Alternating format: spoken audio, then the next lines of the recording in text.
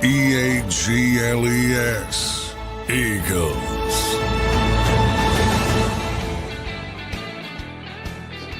Welcome in, everybody, to a Football Friday edition of Birds 365 here on JAKIB Sports. I'm your host, Zander Krause. That's my co-host, Johnny Mack, John McMullen, wrapping up a week here on a Football Friday. John, how you doing on this Friday morning? Doing well. Stopped raining for 10 seconds, so Yeah. that'll brighten things up for a few people locally, at least. It's forever, so hopefully we can get to some nice summer-like weather. You're down the shore. Yeah. How is it? Not too great down here right now, but hopefully anytime you're down here, it's a blessing, to be honest with you, John. So I'm all good with the weather, brother, but you are right. A little bit gloomy up here in the Northeast, so we'll see how it all shakes out.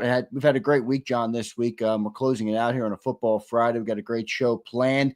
The schedule, the much-anticipated schedule, John, came out. So we talked about that yesterday. We gave the wins and losses. I got one topic on that I want to go through. Just which teams that the Eagles will play this year have gotten better or that we anticipate will be better, and what teams will take a step back, if any. So we'll talk a little bit about that. But, John, there is some news in Eagle land. Brandon Hunt is gone. Another front office personnel. People called him highly respected in that Eagles front office. What can you tell us, John, about the loss of Brandon Hunt in the Eagles front office? Yeah, I mean, good dude. Had the luxury of watching film with him a couple times over the past few years.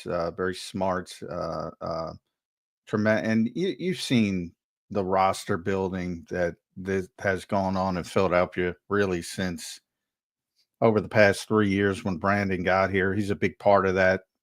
Anthony Patch as well, who left for Las Vegas. So, we talked about Super Bowls and winning and the attrition you're going to have. And it not only happens on the field, it happens off the field. Coaching staff, Kellen Moore, Doug Nussmeier, Kyle Valero. Now scouting staff with Anthony Patch and Brandon Hunt. But this was a guy that, he interviewed for the Patriots GM opening last year. So kind of knew it was coming at some point. One of the other parts of the Eagles' success is that, some of these guys are blocked because the guys in front of them aren't going anywhere. And they see that. So, basically people have ambition, and to go get that ambition, you got to go other places. And that's what's happened again. And Brandon leaves for Las Vegas, where he's, got a bigger role, better title, more money. And that's what happens, unfortunately. Yeah, he was the senior director of scouting here with the Eagles. You mentioned he's become the vice president of player personnel in Vegas. So what would the comp be there, John, for the Eagles? Do they have a vice? They do have a vice president of player personnel. They have two. They have vice president of player personnel. They have two assistant GMs. They sort of layer it. Chuck Walls came in at the same time as Brandon. As a matter of fact, he came from Green Bay that same year. And Alan Wolking, and what Howie does, sort of like one. In that case, with the VPs of player personnel, one's expertise is college, and Allen was like the college guy, like he was the SEC guy for a long time. And one's expertise is the pro side, and that's Chuck. But they both mix back and forth because he wants them all well versed on all aspects. Same thing as it layers, it goes down. Brandon's more of a pro guy. Anthony was the college guy at the senior director level of scouting. So, but they mix and match. And you see that when they show some of the clips of some of the meetings, and guys will speak up. Some of the pro guys like Brandon tremendously got to watch, like I said, film with college prospects, tremendously well-versed on that. Chuck Walls as well. So they're not just pro guys. How he set it up, that you have sort of expertise on both sides, but they mix together. And they'll have to repopulate a little bit here, and they'll certainly do that, whether it comes in-house from promotions, but they got a very deep bench on the scouting department, and we've seen that in the past. They lost. The reason why Brandon Hunt and Chuck Walls are here to begin with is because over that 2-year period, they lost Ian Cunningham and Brandon Brown and Andy Weidel, and even Joe Douglas, if you want to go. So they had to repopulate it, and they'll do it again. But it really is a front office factory, though, John, the Eagles. I mean, they put some people, man, in and out. And you saw the success of the 3 years. I mean, that's what it was. 3 years since Brandon and Chuck Walls, and Chuck is still here. I've come in, and it's arguably 3 of the best years ever in overall from an Eagles standpoint. So, Howie's gotten pretty good at this, and they'll get smart people. I don't think there's any doubt about that. No news yet on if they brought in any guys from outside the organization. I'm sure they'll make elevations within, but no news on that front yet, right? No, not yet. Generally June-ish. Yeah. So it'll be coming pretty soon. But like I said, scouting works on a different calendar than players and coaches, which go from season to season. That's why you see all this movement this month. Personnel people go from draft to draft, their contracts. So that's kind of what happens. But in this case, Brandon got a pretty big promotion. So it's hard to, fault him. Yeah, no doubt about it. Congrats to Brandon Hunt, actually. Appreciate what he did for this Eagles team. The front office is a well-oiled machine in Philly. So anytime you lose a part, you do got to wonder what the replacement will look like. But they've been pretty good at filling those roles here so far. John, with the schedule now officially behind us, we will talk a little bit about that today. But what is next? Now, I know next week we have the NFL Spring League meeting. Takes place, I believe, in Minneapolis. It's the 20th and the 21st, which I don't have my calendar up, but I think that's next Tuesday and Wednesday, or let me double check what that is. 20th. Yeah, so next Tuesday and Wednesday.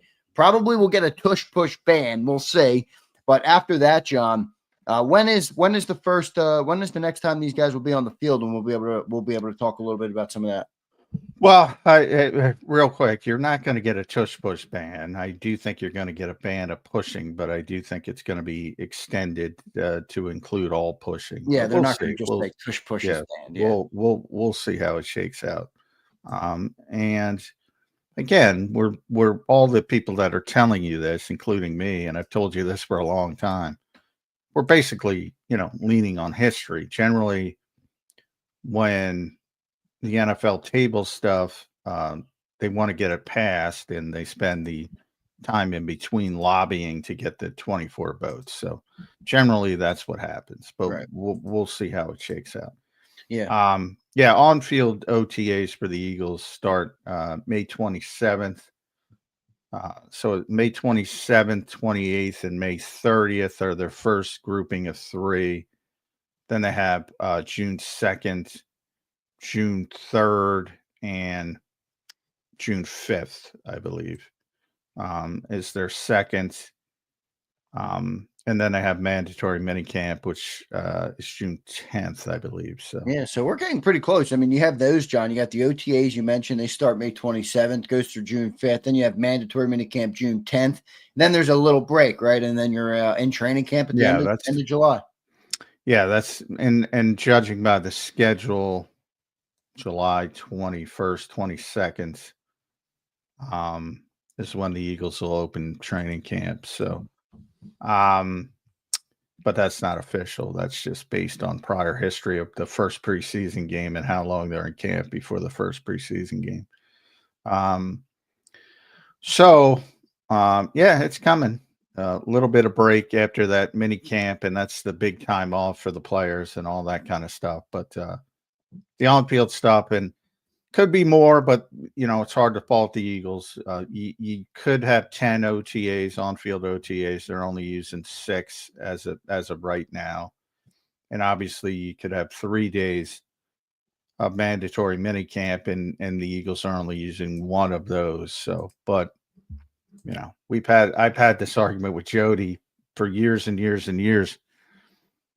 It's hard to argue with their success. So I mean, I don't care what my opinion is, John. It doesn't it doesn't matter. What they've done has worked yeah, way too well. that's kind of where they are. I mean, hey, I still say, and I say it pretty consistently, if you left it just up to Nick Sirianni, they'd have 10-3. But because I've never met the football coach doesn't want to practice, and I still haven't met that guy.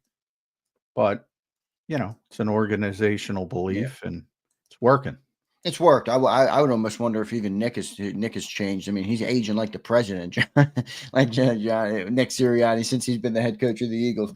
I saw someone put together like a picture of the day he got hired versus now, and I'm like, yeah, it reminds me of the picture people. And look at all the success he had, and that still happens. I know. Well, listen, being successful can be very stressful. Sometimes more so than the alternative. Yeah, so. I don't know about that. I think unsuccessful. I don't know, man. Matt Eberflus, or no, he got hired. Who's a coach who's sipping mojitos on the beach right now? Well, I mean, I don't mean from a personal standpoint. Yeah, maybe your career's over and you're relaxing. If you're well off or whatever. But I mean, if you want to be in the industry, if you want to be coaching, it's a heck of a lot better to be successful than unsuccessful. I mean, boy, it's been Chicago Bears. I'm going to call this Bears 3. I don't know if you saw the. Oh, we got to talk about that. I'm ready. I mean, my God. I mean, that organization is just an abject disaster, and there's plenty to blame from Kelly Williams. Yeah, we'll talk. We're going to get into that. I do want to talk about it. Yeah, it's much better to be successful if you want to be on the beach. Yeah, that's a different conversation. But if you want to coach, you'd rather be successful. Yeah, well, no, I was being a little bit facetious, but I got you, John. I want to go into the schedule. We're gonna have Caden Steele up in hour number 2. So looking forward to talking to Caden. Looking forward to see if Caden can figure out a loss on this schedule. Yeah, well, I was reviewing the schedule again. I kind of liked what you said. Where obviously it's hard because of the you have a high caliber of opponent, 10 out, obviously 10 playoff teams last year. But I do think it could have been a lot worse the way they framed it. The one thing I don't like about it is there's no back-to-back home games, John, which is, I just don't love that. Yeah, it's weird. Like I never even thought that would happen to any team. But that I don't like about it. And I think an advantage, John, and you tell me what you think of this. I see the people in the chat talking about it. I brought it up yesterday on the National Football Show. But somebody put out a graphic of the most miles traveled for teams. Now, maybe that doesn't matter at all, but the Eagles are pretty low. They have like 15,000 miles traveled. There's teams that are like nearly 40,000 miles traveled. And I'm like, that'll weigh on you a little bit more. I don't know what you think of that. Well, I don't think anybody likes traveling, but for the most part, it's a little bit easier for NFL teams than regular people. And again, that's one of the criticisms with the Eagles. They've gotten with the NFLPA report cards, the players aren't generally happy with the travel situation here, but other places it's better. But look, I always say Seattle, because of where they're located, is near the top every year. Yeah, right. Every year. Really, all the West teams, John, are close to the top. And, when they were good, they won. And when they're not good, they don't win. So a lot of this stuff is, and again, we talk about how the NFL is set up and it's a parity-driven league. And, the idea is to pull the good teams down and pull the bad teams up and get everybody in this big, conglomeration right in the middle. And when you're in the middle, like all this stuff matters a lot. You got to travel, body clock games. Yeah. No back-to-back home games. When you're good, when you're really good, and you just went through it as Eagles fans, nothing matters. Road doesn't matter. Home doesn't matter. Right. Travel doesn't matter. You just win. Now, can you do that consistently year after year after year? It's very difficult. But if they're as good as they were last year, and look, on May 16th, I'll tell you they're not on paper, but that doesn't mean they won't be. If they're as good as they were last year, none of it matters. None of it. they're just going to roll over people.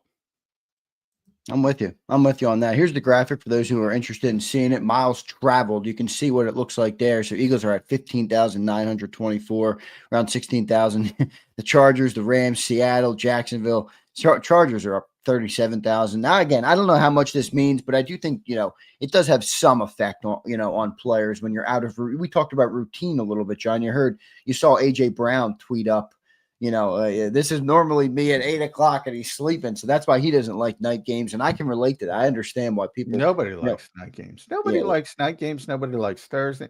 Well, I shouldn't say that. Kelsey liked Thursday games for some weird reason. He's the one guy. Because he doubled it up and then he got the weekend off. Well, yeah, he didn't like to practice, which is understandable at his stage. But at that stage of his life,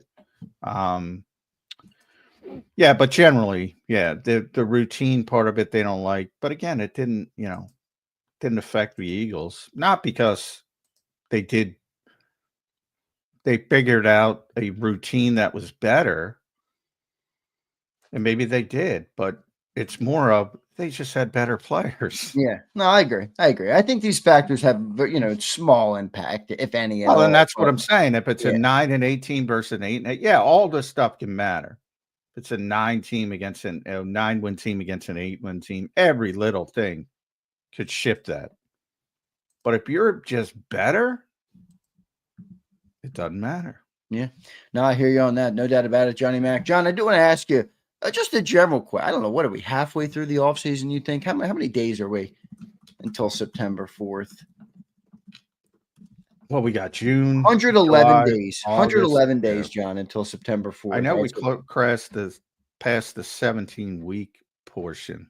Because there's 17 games, so we're closer now. But yeah, that's look, this is our optimistic Aussie, John. He's like, I love primetime games. That's because they're 12:30 p.m. Australia time. Yeah. 1 o'clock or 3 in the morning for you. Anton, you're a small piece of the fan base, my friend, but I appreciate you checking in, Anton. But anyway, 111 days, John, from the start of the season.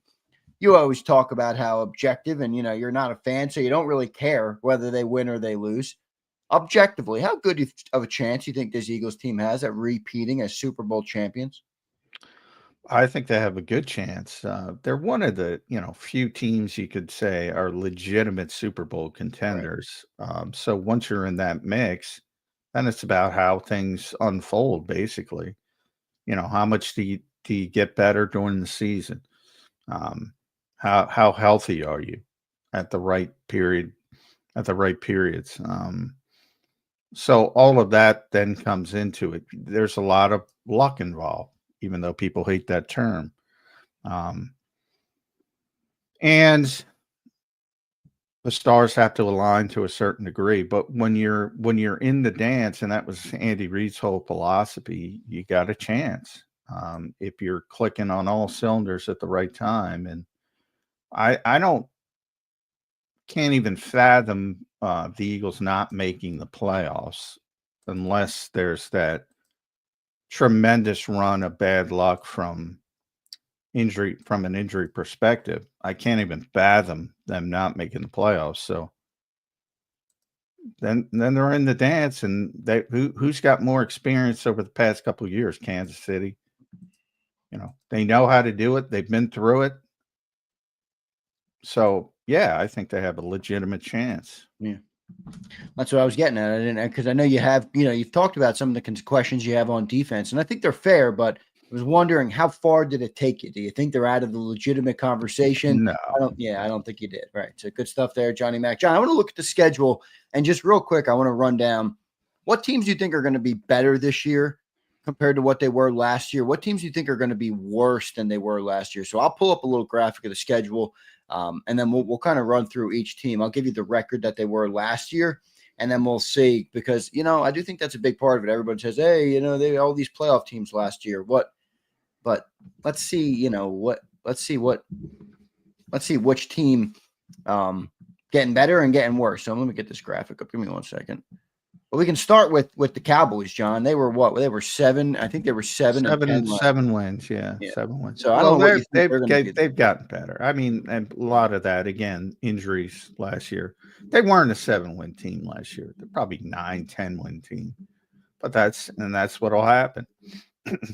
They'll get back to being, as long as they have a better season from that injury standpoint. I don't think they're back to where they were when they were winning the division, going into the playoffs with all the hype, and then letting people down from in the playoff perspective. I don't think they're at that level.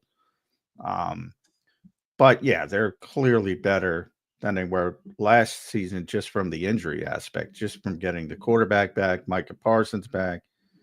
And we'll see where they are with some of the other defensive guys, Deron Bland, Obershone, those guys. But yeah, and they're going to be better. They have a better defense. I don't think anybody knows about their head coach, but they have a better defensive coordinator. So they're going to be slightly better. Yeah, I agree. I agree with that. You got Chiefs week 2, John. I think they're going to be worse. They were 15-2. Right, yeah. They're descending. They're descending. I agree. And a lot of it, was their experience and whatever you want to call it, mojo. People often were beaten before they hit the field against Kansas City. All the reps are against all that stuff. Becomes a self-fulfilling prophecy until the Eagles showed up and said, "You know what? We're much better than this team." Yeah. And they showed it. So they're descending. Still going to be a good team, don't get me wrong, but they're clearly, I don't think they were, they went 15. I don't think they were it's amazing 15. they went 15-2. Yeah, I don't think they were 15. That was sort of smoke and mirrors, but yeah, they're worse. No doubt about it. Week 3, John, you got the Rams. They were 10-7 last year. I think they're taking a step forward this year. What say you? Yeah, they're getting better and better. Remember, they started off very poorly, and they were talking about trading Cooper Stafford, Kupp at the that's trade right. deadline and all that stuff. And all of a sudden, they got hot. And ultimately, with hindsight, they were the toughest test for the Eagles in the playoffs. They're a good team. Told you what Lane Johnson and Jordan Mailata told me about that team. And that holds a lot of weight with me. They're an emerging team, and they might be the second best team in the NFC, behind the Eagles as we start this process. Yeah, I'm kind of with you on that. That's kind of the team that I've had as the one team that could that will be there at the end with us. We will see how they shake out. Stafford is getting old, but I think he's still got it, and that roster, in my opinion, is improved. John, week 4, you get the Buccaneers. Boy, the vaunted Buccaneers. They were 10-7 last year, John. They won the South. I think they're going to win it again, to be honest with you. But what do you think they'll be this year? Yeah, I think they're getting a little bit better. I don't look at them to the level I look at the Rams, but I do think, they have a nice situation down there as far as the quarterback is better than people think he is. The defense is always good because of the presence of Todd Bowles. So, you're going to have, at worst, a representative defense. I think they're getting a little bit old at receiver when you're talking about Mike Evans and Chris Godwin, all the injury issues with Chris Godwin as well. But they bring in the kid from Ohio State. So they've gotten a little bit better, and they have some better depth in case something happens to the older players again. They have a good offensive line. Like I mentioned, defensively, they're going to be solid. Hassan Reddick's down there, by the way. Yeah. And if Antoine Winfield Jr. is healthy, or he wasn't healthy last year, he's one of the best defensive players in football. So,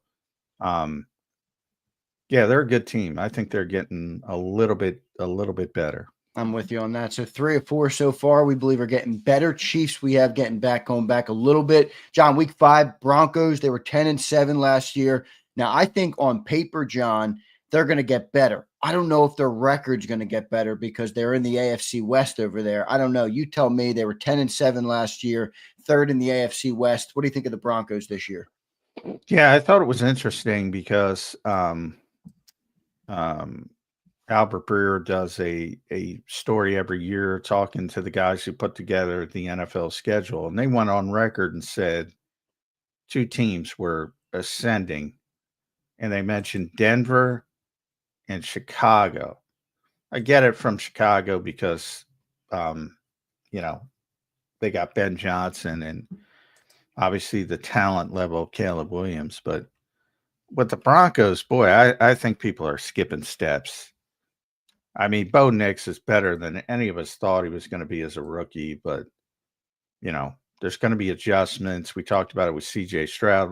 We talk about potentially with Jaden Daniels in year 2. It's not that I think they're bad, but I just think people are skipping steps. So I'm gonna say push on them. They're gonna be good, but I don't think they're gonna concern people. And part of it, the reputation of Sean Payton, I guess, as well. But I think people are skipping steps with them. And John, I'm just not that high on Bo Nix. yeah, I agree. I mean, neither. I watched them play at Auburn. Giants, John, you got them week 6. They're also week 8, but they were 3-14 last year. What do you think they're going to be this year? Oh, they're better. They're clearly better. But again, you know, they got a long way to go. But it's tough to be worse than they were last year. And they're going to have competency at the quarterback position. So right there, they're better. You know, because Russell can line up as a professional. And they necessarily didn't have that last year. So they're going to be clearly better. Do you think he's going to start the whole year, Joe? No. I don't either. They're gonna be out of the playoff hunt by mid-season, realistically. And at that point, they'll say, all right, let's get the young kid on the field. That's my guess of what happens. I'm with you on that. Vikings, John, 2024 record. My internet's not working now. For 14. There were 14 wins. Yeah. I don't think they're like 14. They ain't getting 14 wins with JJ McCarthy. Nah, 14-3 they were last year. Second in the North behind the Lions. Were 15-2. Holy moly. Vikings, what do you think they'll be this year?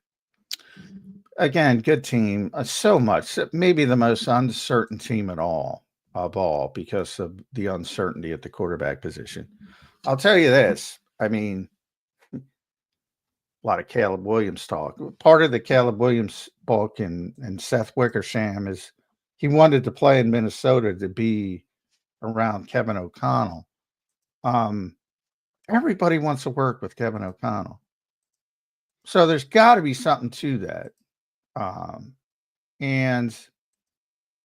But he's going to be able to prove it this year with JJ McCarthy. I mean, they have a chance to be really good, really good.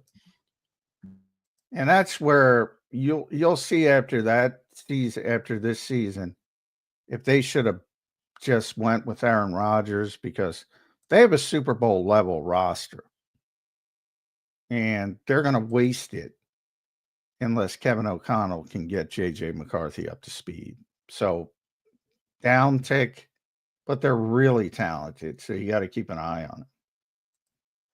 And by the way, this is probably their last year with Brian Flores. You think Flores going to get another head coach job? Boy, if he keeps performing like he does, there's some other issues there. He sued the league and all that. Yeah, so I mean, you sue the league. You know, I just don't know if that's going to bode well. But hey, I think he deserves it. I do. I think he deserves it. Well, on from a coaching perspective, he definitely deserves it. It's harder for defensive guys, but I mean, he took over that team very similar to Vic Fangio, and they were one of the worst defenses I've ever seen, and he turned them into one of the best defenses in 1 year. And, it tells you both the volatility of defense and what coaching can mean. But,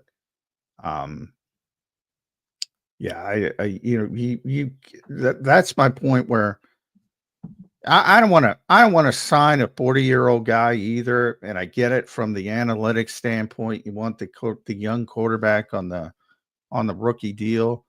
But at some point, you got to lessen the thing. And you're only going to have this short shelf life in theory with that roster and Brian Flores. and you're not going to go for it, that's a bold decision. I'm with you on that, man. It's an interesting one. Maybe JJ McCarthy looks like a stud at camp. Maybe. I don't know. I don't. I'm not buying it either, though. I'm with you. All right, so that's through Giants week 8. So we've already done them, but most teams there we have getting a little bit better this year with already on top of a good schedule. Outside of the Chiefs, we kind of and the Vikings, we predicted most others to get better. John, let's go to. Post bye, you have the Packers. They were 11-6 last year in that tough NFC North. What do you think of the Packers this year? They're a tough one for me to gauge. Yeah, I'm going to go push on them. They were a disappointment to me last year. I thought they were going to take a bigger step forward. A lot of it had to do with, uneven play. They gotta get some more discipline in the game of Jordan Love. And they're good, and they were good last year, but they're probably not going to be good enough. So they're going to be right in the range of what they were, and they couldn't beat the Eagles last year, but now the Eagles have come back to the pack a little bit. So difficult place to play, but they're to me, they're a push. They're not going up, they're not going down, unless they can figure out how to get the quarterback more consistent. Yeah, I'm with you on that. John, Lions, then week 11. That's that Sunday night football game. That's going to be a good one. They were 15-2 last year. I'm going backwards on the Lions. Yeah, they're going back. I mean, it's hard to replace both coordinators right away. So, but backwards from 15-2, you could be 13-3. So, I mean, to me, they're still right there with the most talented teams in football. But I'm concerned about you're not going to be able to replace Ben Johnson. You're just not.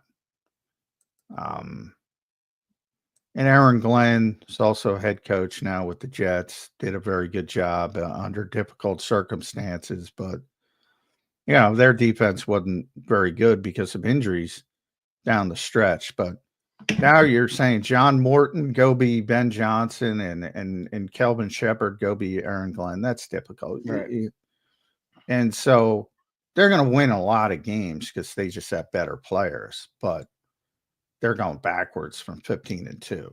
I'm with you. I agree with that 100%. John, next up, Cowboys. We already did them. Let's go to the Bears. They were 5-12. We're going to talk about the Bears a little bit later on with that Caleb Williams piece that came out or the book that's coming out from Seth Wickersham. John, they were 5-12 last year. What do you see here with them?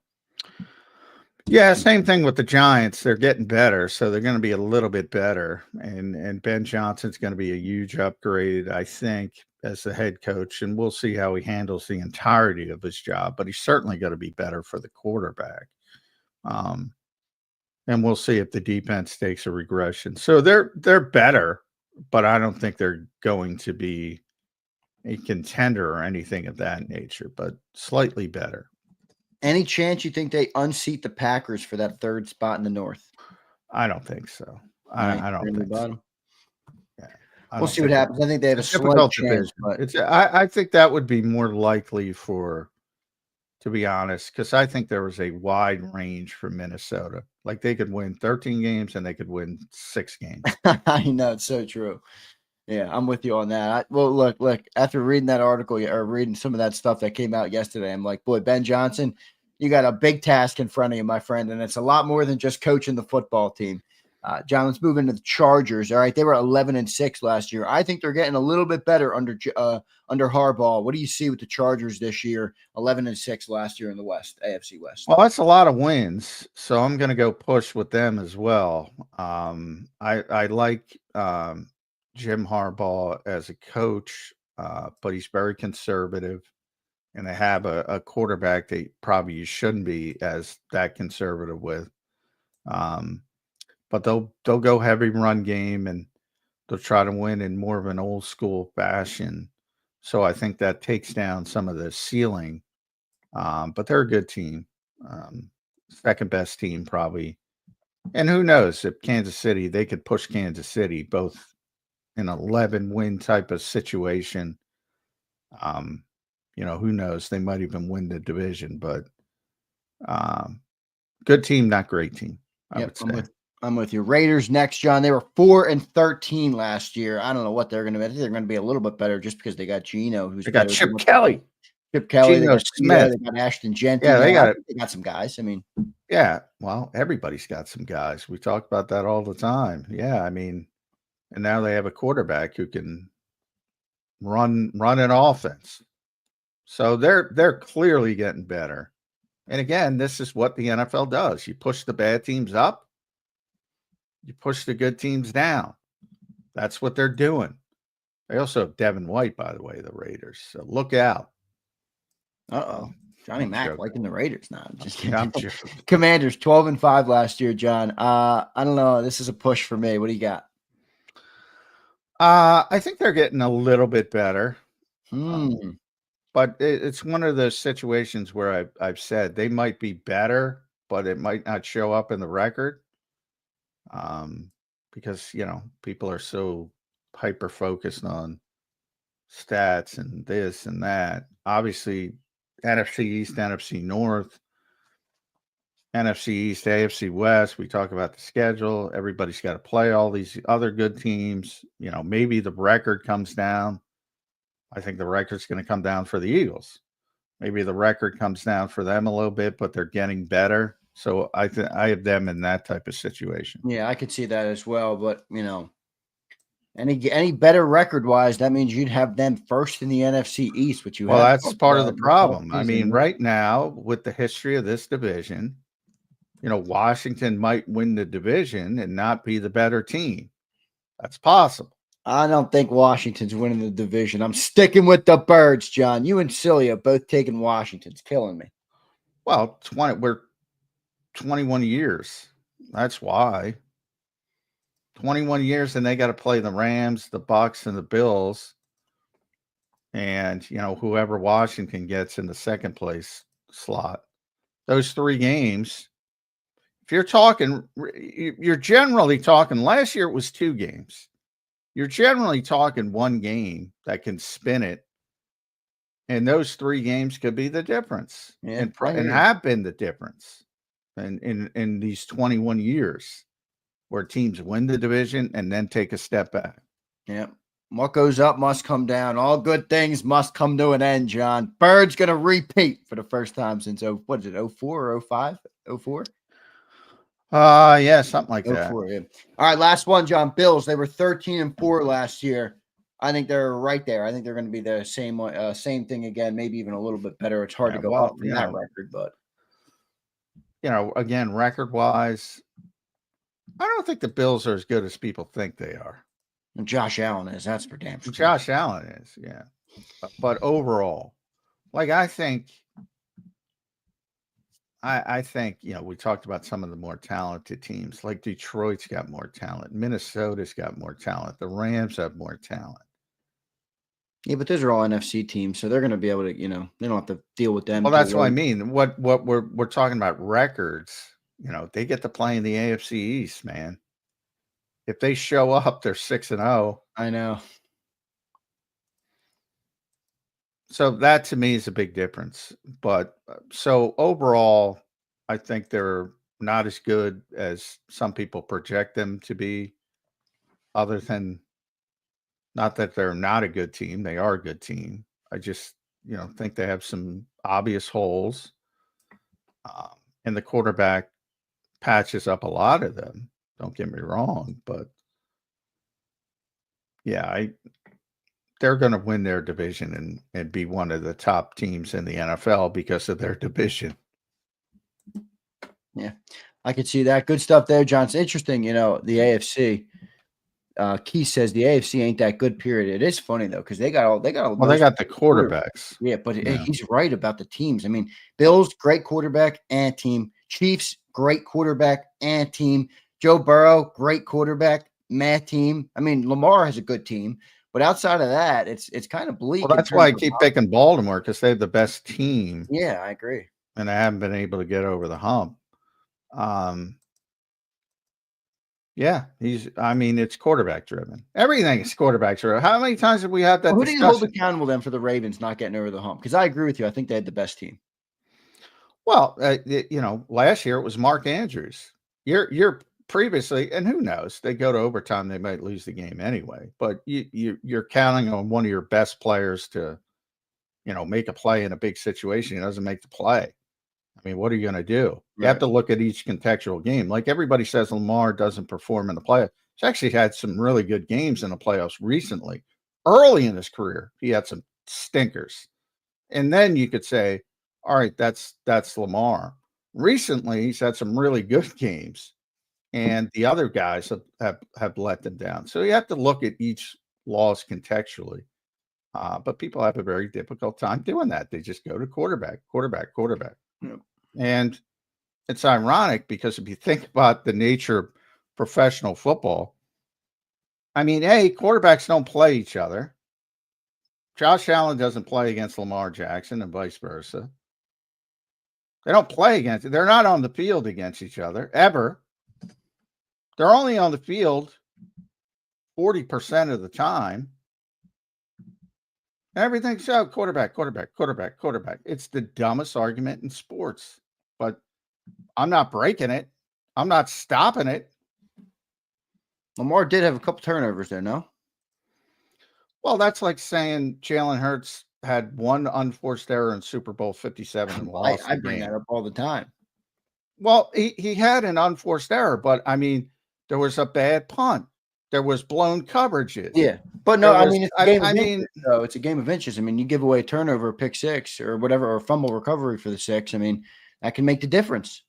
well, of course it can make the difference if you're, but if you drop any unforced error, and these morons who think I hate Jalen Hurts, turn up the volume. You do not hate Jalen Hurts. I don't think anybody. These morons that say a play in the second quarter of a game where you had so many opportunities in the second half to make a play, is an unforced error good? No, it's never good. But overall, that's one of the best games he ever played. And he played better in Super Bowl 57 than Super Bowl 59 overall. It is just broken. And that's why bringing up Lamar Jackson versus, Josh Allen, because they both haven't won a Super Bowl. Is it Josh Allen's fault that Sean McDermott can't navigate 13 fucking seconds on the clock? Did he elevate his team that day? That game is still seared in my head, John. That game. I mean, but once the game is, Josh Allen can't get over the hump. Give me a fucking break. They're not even on the field, like I said. You have offense, you have defense, you have special teams. In an average game, you get 60 offensive plays, 60 defensive plays, 20 on special teams. That's 140. The quarterback's on the field for 60 of them. And you boil it all down. That's why I completely shut down. But Lamar did have, I think, if people are saying he had 3 turnovers. Now, I don't remember exactly, so you didn't have to correct me, but 3 turnovers that all led to points for Buffalo. I mean, John, that's the game. There you go. That's it. What? That's the game. Well, why were they in the game and in a position to tie the game at least? And who knows if they go on to win the game? Why were they in the game? Well, they could have sealed it earlier and not put it in Mark Andrews' hands at the end if he didn't turn the ball over so many times. Well, it's again, if you want to make excuses for everybody else on the field and boil it down to the quarterback, feel free. Oh no, I don't think I'm not giving Mark Andrews an out, but I do think 3 turnovers. Mark Andrews is a Pro Bowl level player. It's like when Saquon dropped the ball against it. Who was it? Atlanta. What game was that? You had these weirdos. Oh, that's a bad play call. It's a fucking perfect play call. You fooled the defense. He's wide open, your best player. It's a perfect pass. And he dropped the fucking football. You want to blame everybody else. And you want to blame the coach. And you want to blame the quarterback. But you don't want to blame anybody else.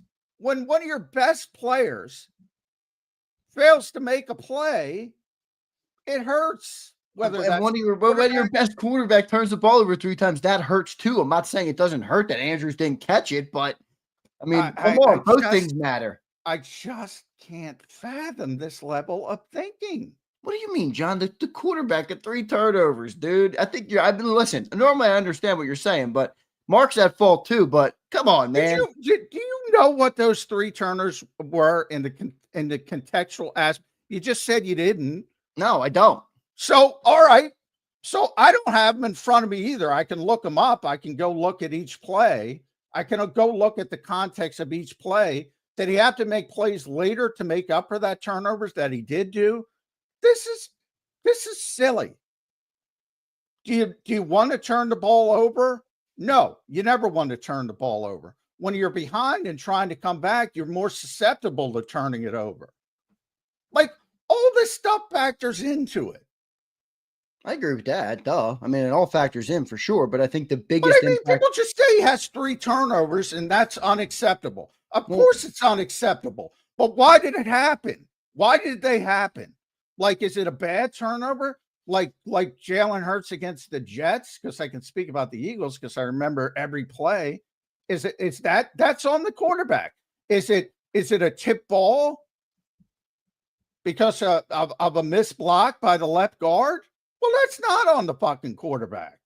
Is it because quarterbacks, remember, if there's a mishandling of at the mesh point, that gets on the quarterback's resume. That's a turnover for the quarterback.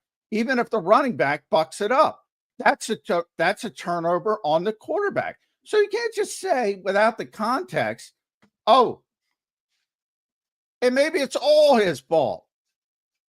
But I know then how many fucking wins have they had over the years? Like, it's just nuts to me how people all default to a guy who's on the field for 40% of a football game. And that's the old adage. And again, quarterbacks know it. They know they're going to get more credit when they win, and they're going to get more blame than they deserve when they lose. They know it. It's part of the job, but it doesn't make it right. It doesn't mean you shouldn't open up your mind and say, you know what? Maybe some of the other guys are involved. Well, no shit, John. It's a team game. No shit. You say no shit. No, but nobody acts like that. If Mark Andrews makes that catch and they win that game, the game would have ended, and I'd still say, boy, Lamar Jackson can't have 3 turnovers in a playoff game. That's gonna bite you in the butt. No, you would have moved on to the next game. And then whatever they did in the next game, because they would have won the game, so it doesn't fucking matter. That's what would have happened. Oh, BS, John. 3 turnovers in a playoff game, whether you win or lose, is not a good way to go about it. On one sentence, you say no shit, and then in the next sentence, you ignore it.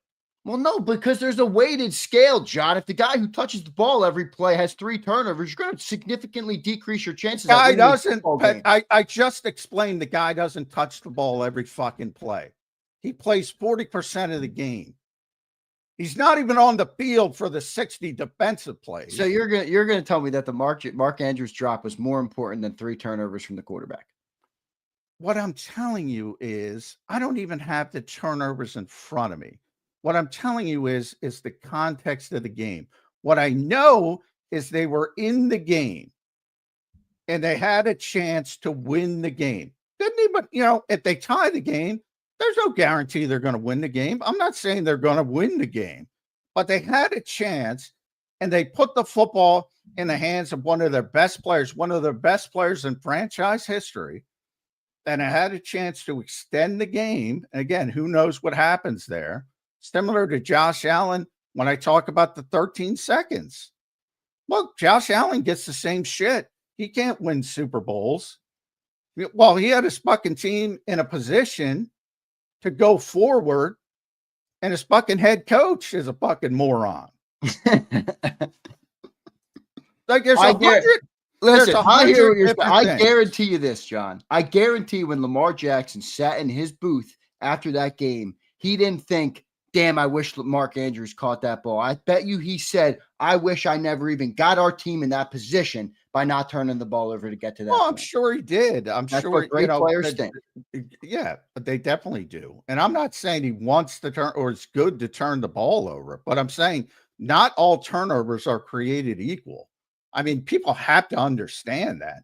I mean, legitimately, as I point out, the most obvious is the tip ball or the mesh point stuff, where it no matter what, it could be the running back, but the quarterback, it gets credited to the quarterback. And all they look at the end of the day is the black and white number of, oh, this is a turnover. Now, Jalen Hurts against the Jets, the game is over. If you just run the football, that's a bad turnover.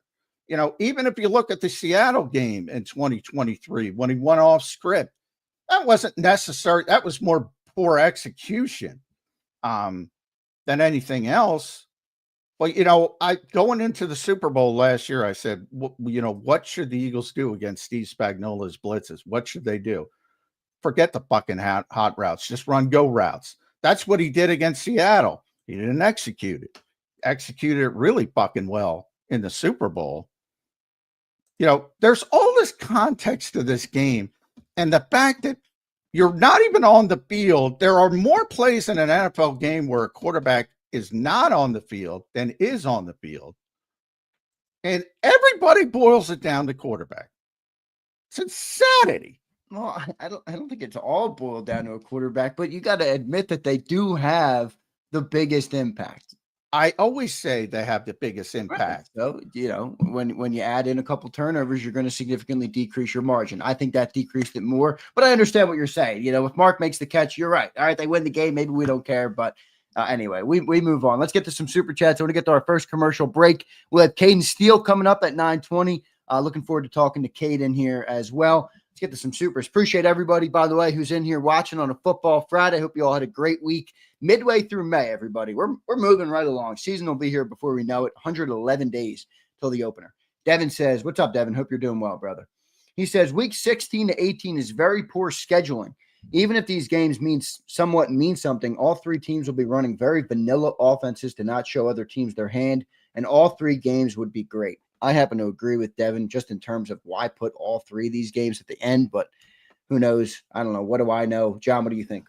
Well, yeah, the Buffalo game might not mean anything. I mean, in theory, the Commanders games, if everybody's as good as we think they're going to be, are going to be, at least the first one is going to be very meaningful. And certainly they're not going to be running vanilla offenses if they have to win that game to win the NFC East. So I would say, you know, it's always a problem weeks 17 and 18 because, but look, if you earn the right to rest your players, I don't have a problem with anybody who rests their players. If they earn the right to be in that position, yeah, you know, Godspeed. Does it buck some other team? Yeah. Well, then don't get in that position. So does that apply to the same thing we just argued? Don't get in that position. No, that was my point about Lamar. No, it doesn't apply at all. I'm talking about resting players. Yeah, but you're talking about getting. I'm saying if you clinch your division and you have 2 more regular season games to play, you're that's not apples to apples. That's apples. I understand it's not apples to apples, but hey, you don't get in that position where Mark Andrews doesn't need to drop a pass. You might be walking out of there with a win. Well, you want to go back. I mean, like I said, I say there's other aspects of the game, and you say no shit, and then you ignore every other aspect of the game and say it's only the quarterback. I didn't say it's only the quarterback. I said those turnovers had a bigger effect on the game than Mark Andrews' drop. Again, second quarter. If you're in second grade and you say the Eagles lost Super Bowl 57, what was the final score of Super Bowl 57? I had to look it up. 34-31 was it? I forget. Yeah, it's very close. So you can say with that second grade thinking that if Jalen Hurts doesn't have 38-35, Jalen Hurts doesn't have an unforced error in the second quarter, the Eagles win the game because they took it in for a touchdown. And that's 6 points. Ended up being 7 points with the extra point. So if he doesn't make that play, the Eagles win 35-31. There's a stunning amount of people that believe that. Stunning amount. In the second quarter of a football game, when there's 35 to 40, I forget the timing, 35 to 40 minutes of football left to play, and every play affects the next play. Yeah. Well, so it doesn't unfold exactly the same way, but it certainly had an impact on the game. Sure. But the assumption that it was, and still people today say, well, no, he played better in Super Bowl 59 because they won. That's the only reason. Than he did in Super Bowl 57 because of the turnover. And if he didn't turn it over, the Eagles would have won that game. You don't know how many times I've gotten that argument. And it is embarrassingly childlike, as I said. Everything from that point forward is affected. Is it a negative play? Is it a negative situation for the Philadelphia Eagles? 100%. But they had multiple opportunities to go in a different direction. I mean, John, I wouldn't say it's second grade thinking to think your quarterback shouldn't have a bunch of turnovers in the biggest games. I understand that you think it's not that you think you're right, but it's not second grade thinking, John. I mean, come on, don't be disrespectful. I mean, come on, John. No offense, you're the one being disrespectful. Well, I have no intent to be disrespectful. Because I'm not trying to be disrespectful. Because you want to be right. And the fact is that you can't look at it. You admitted, and I don't have the turnovers in front of me. You don't have the context of the turnovers, and you're just defaulting to your standpoint. Is a turnover good for a football team? Never. But what is the context when you're placing blame on the quarterback? What is the context when you're placing blame on the quarterback? Is it the quarterback's fault? Sometimes it is, sometimes it isn't. Right there starts one. When I say childlike thinking, it's because you boil it down into simplicity and you ignore the context. So, yes, you can say any turnover for any NFL team, whether it's week 1 or the Super Bowl, is a negative for that team. It does not mean it's a negative on the quarterback. There are plays where the quarterback throws an interception that looks like trash to the general public watching on television, and it might have been a timing throw, and the receiver fucked it up. There's a million things, and that's why, from a quarterback standpoint, because all quarterbacks do is get shit, or the opposite. Again, they're raised up to be deities and the best and this and that, or they're shit, and there's no in between. There's no context. And a lot of them say, well, this fucker, and Jalen Reagor is the best example of this, couldn't run a route, do what he was supposed to do. And then you have a quarterback who's going, I'm not going to risk throwing to this guy because he's not going to be where he's supposed to be. The first thing in every wide receiver room they talk about is do not fool the quarterback. And by that, it means be the F where you're supposed to be.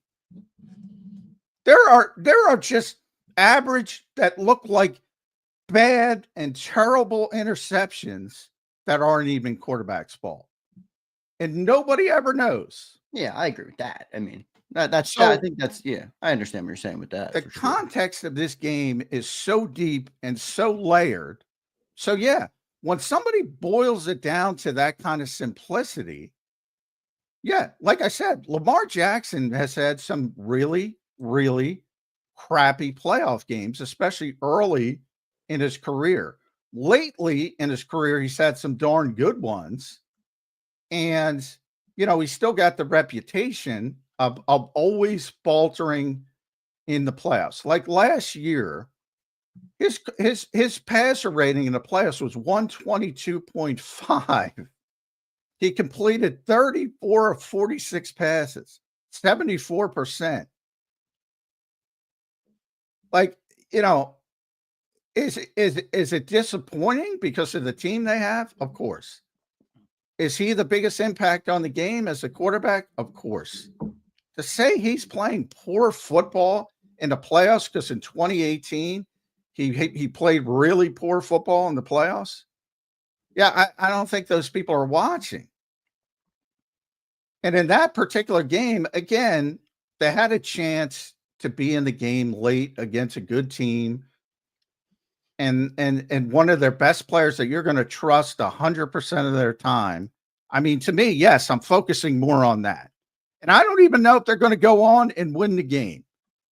But when you put the ball in the hands of your best playmaker, and that's what Mark Andrews has been for a long time in Baltimore. And you put the football in the hands of that guy, an all-pro player, and he doesn't make the play. Yeah, I mean, I'm going to focus more on that. All right, that's fine. That's fine. I just agree. I agree to disagree with you. Let's move on to another super chat. Brian Pumper says, all right, cut the BS, J-Mac. What's the Skulls record? I'm trying to see something. Pumper's trying to pin you, John. We did the Vikings. I forget what record you said they'd have. They were. I said they have the widest. I could see them winning 13. I could see them winning 6. Yeah, I have the widest range of any team in the NFL because I have no idea what that quarterback is going to do. But I do know that they have one of the best rosters in the NFL. And I'm guessing, considering Kevin O'Connell's reputation, and again, it gets more hype because of the Caleb Williams book, I'm going to say minimum 9 wins, 9 to 10 wins. Not bad. Which is bad for them because if they signed Aaron Rodgers, they probably win Super Bowl. I agree with that. We'll say Leon says, J-Mac, chill, bro. You're getting worked up. He's all good. He's all good, J-Mac. Leon. Brandon says, if Mark Andrews catches that, it only would have tied it. Buffalo would have. I fucking said that 15 times, Brandon. Jesus Christ. You wonder why I get worked up. I said that 15 times. Did I not, Zander? You did. Well, I mean, this is why I get worked up. So people ask, why do I get worked up? That's all right. Listen, it's passion. It's all good, dude. I think that's a good thing. I mean, what if you were sitting here like a robot? Would people rather you be a robot? I wouldn't. That's for sure. I say things and I say things and I say things, and people just pick out what they want to hear. It's like the Saquon stuff yesterday with those morons. It's like I said the guy would have 1,700 yards combined, more than anybody else.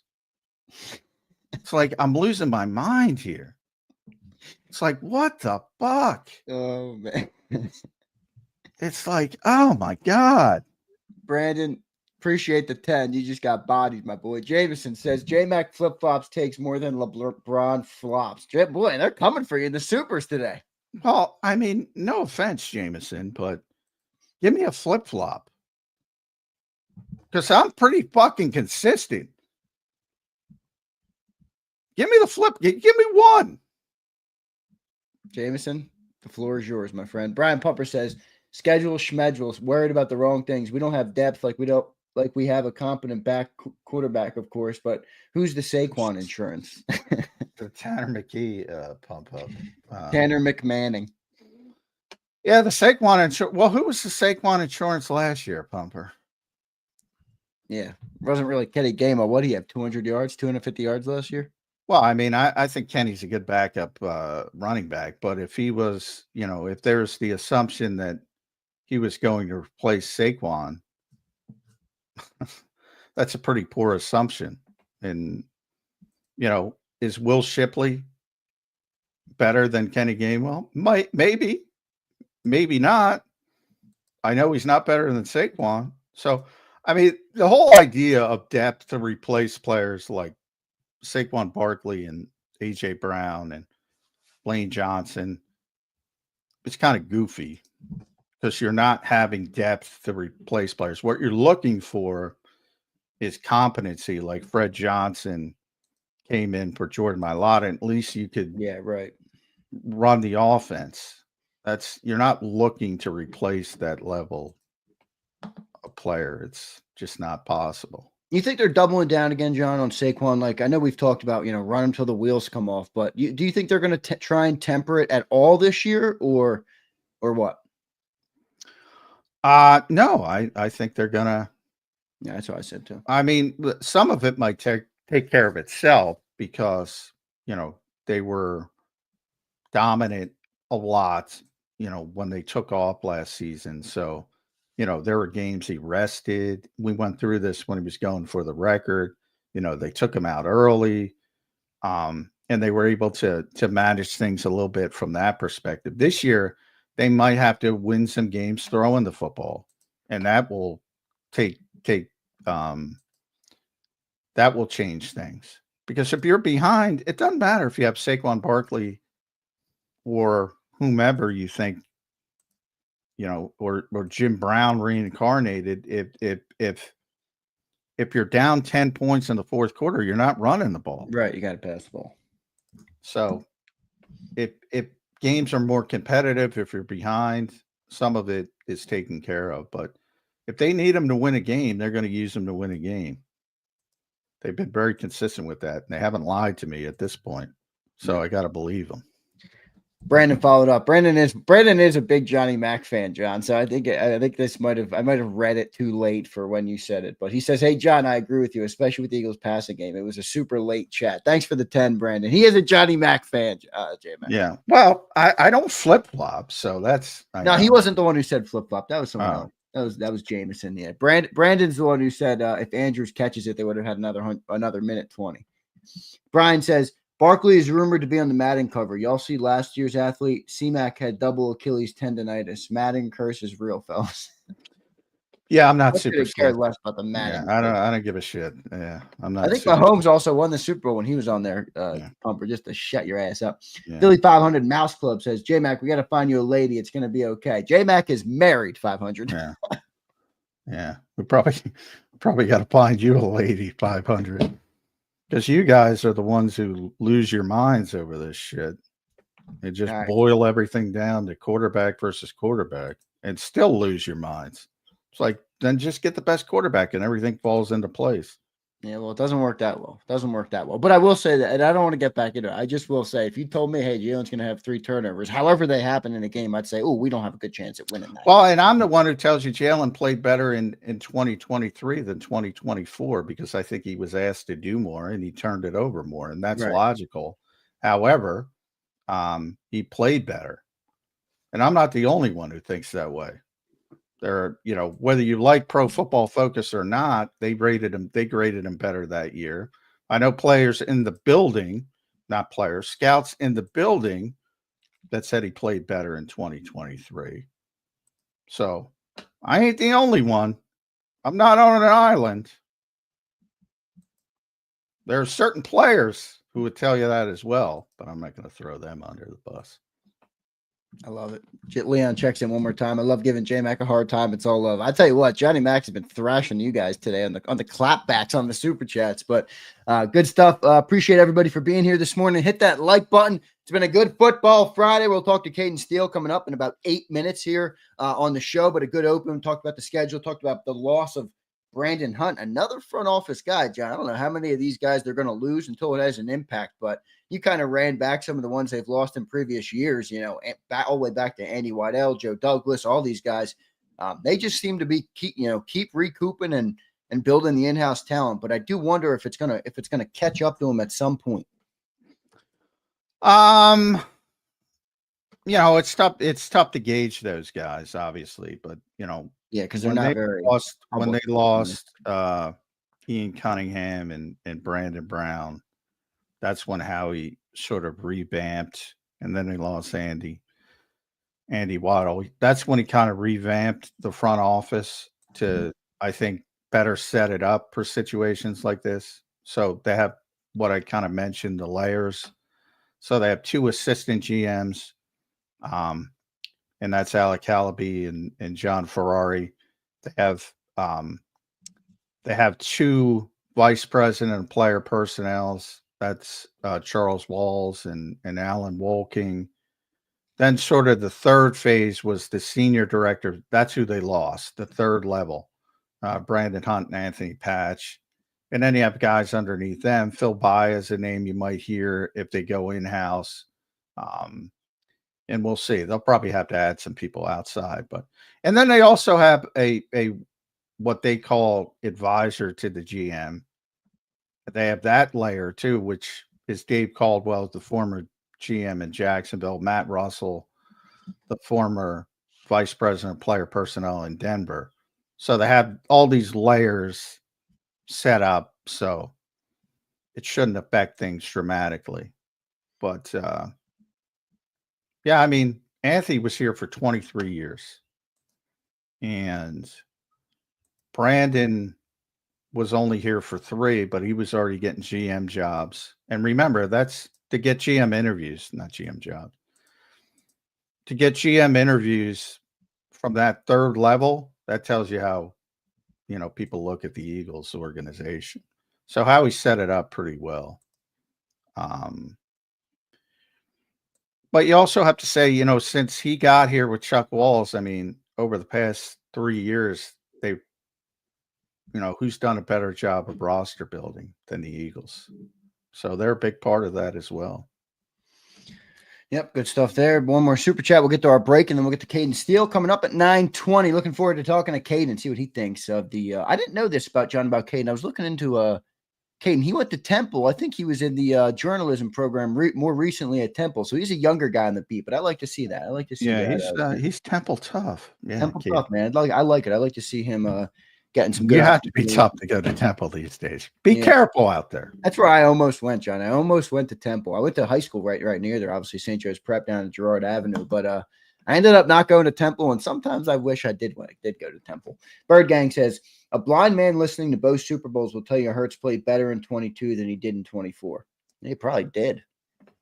I don't even think it's particularly close, to be honest. 22 is probably the best game I've ever seen. I think he played very well in both. But he was like, remember how the defense played last, in February, excuse me. Again, 9 drives where Kansas City didn't cross the 50-yard line. Well, in Super Bowl 57, Kansas City scored 38 points. He had to do a hell of a lot more, and he did a hell of a lot more. And he did make one mistake, so he is a human being, and it was a bad mistake, and it was an unforced error, but boy, he played well in that game.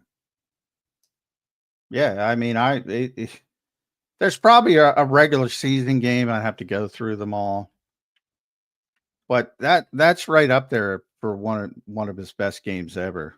And to do it on the best stage, and I said it from after that game, from the post-game show after that game, he was the best player on that field in that game.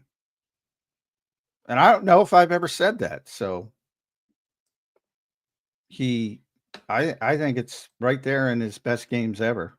And some people can throw in what they consider his best game, but to do it on that stage as well. Yeah, to me, it's not even close. He was much better in that game. That's the best game I can remember that I've seen Jalen Hurts. Some of the throws he made, and that one throw to Dallas Goedert on the right sideline over the defender. Do you remember that throw I'm talking about? As Goddard was stepping out of bounds, it was right up over the defender. That throw is seared in my brain. That freaking throw was unbelievable. But anyway, good stuff there, Bird Gang. Appreciate all the super chats this morning. Appreciate all of you guys for being in here. We'll get a commercial break, and we'll be right back in 3 minutes on Birds 365. Caden Steele coming up. The following is a real testimonial from the father of a young injured victim. I didn't think she was going to make it. Major Perry's daughter was the victim of a horrific accident caused by someone else's negligence. If you don't find the right counselor, law firm that you're looking for, you will get lost in the wilderness. Badly injured? Call the Fritz and Bianculli Law Firm at 215-458-2222 and find out why they say, "We got this." Your financial future is on the line. Are you ready for what's next? At Leone & Company Wealth Management, we help young professionals, business owners, and pre-retirees navigate the complexities of building and protecting wealth. For young professionals, we'll help you grow your wealth, plan for your future, and make the most of your hard-earned dollars. For business owners, we provide strategies to protect your company, manage risks, and create a lasting legacy for both your business and personal wealth. For pre-retirees, we'll design a plan to secure your retirement, ensuring you can live comfortably and confidently in your next chapter. Whether you're just starting out, managing a thriving business, or preparing for retirement, we're here to help you take control of your financial future. The first consultation is on us. Get the advice you need without the cost. Let's make your financial vision a reality. Take the next step. Scan the QR code to schedule your free consultation today. And of course, go Birds.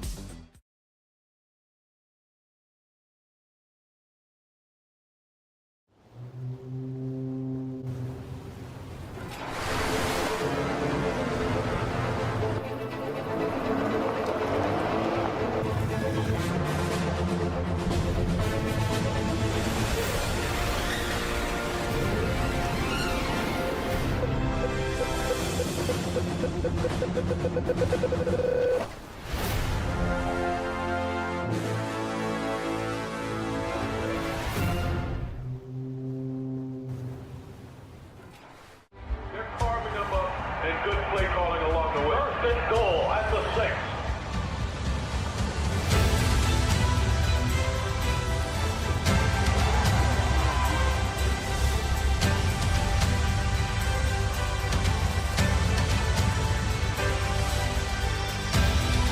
On the field of life, First Trust Bank is there for you. Champions on 3. 1, 2, 3. Because Philadelphia dreams deserve a Philadelphia bank. In our hometown, we all look out for each other. We step up to keep our communities going strong. And at Independence Blue Cross, we're here to keep you going strong as the #1 health insurer in the region. No IBX is always looking out for you. EAGLES. Eagles. Welcome back in, everybody, to a Football Friday edition of Birds 365 here on JAKIB Sports. I'm your host, Zander Krause. That's my co-host, Johnny Mack, John McMullen.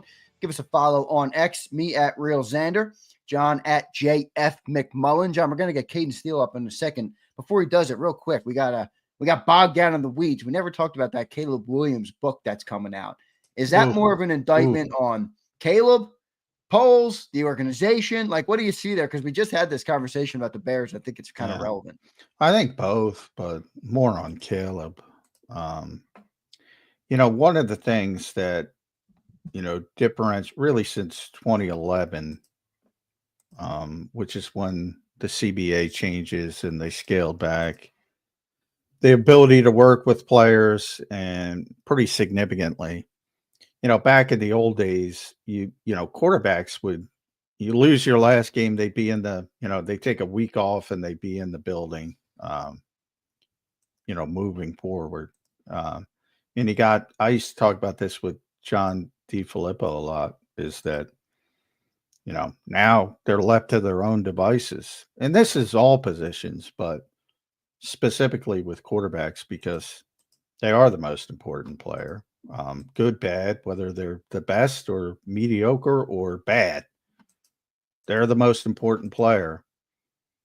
And, they got to learn the offense. They got to do all these things. That's one of the major reasons why you see all the scale backs on offense, because they just don't have the time to do the things that they used to do. So they scale it back to more of a college-like environment, college-like offenses. So long about way is like, if you want to be great, if you want to be truly great, you got to do a lot of work on your own. And, the idea of, people saying, watch this, or, I don't know how you get to the level. I mean, you can go back to Lincoln Riley, indictment of him. How you get to be the number one pick in the NFL draft as a quarterback and you can't watch film, or you don't know what you need for that particular week. Right. That is a bad sign. And so everybody jumped on Shane Waldron, and maybe it was the Sean Desai of offense. I don't know. Maybe he was overmatched. It wouldn't, possibly was.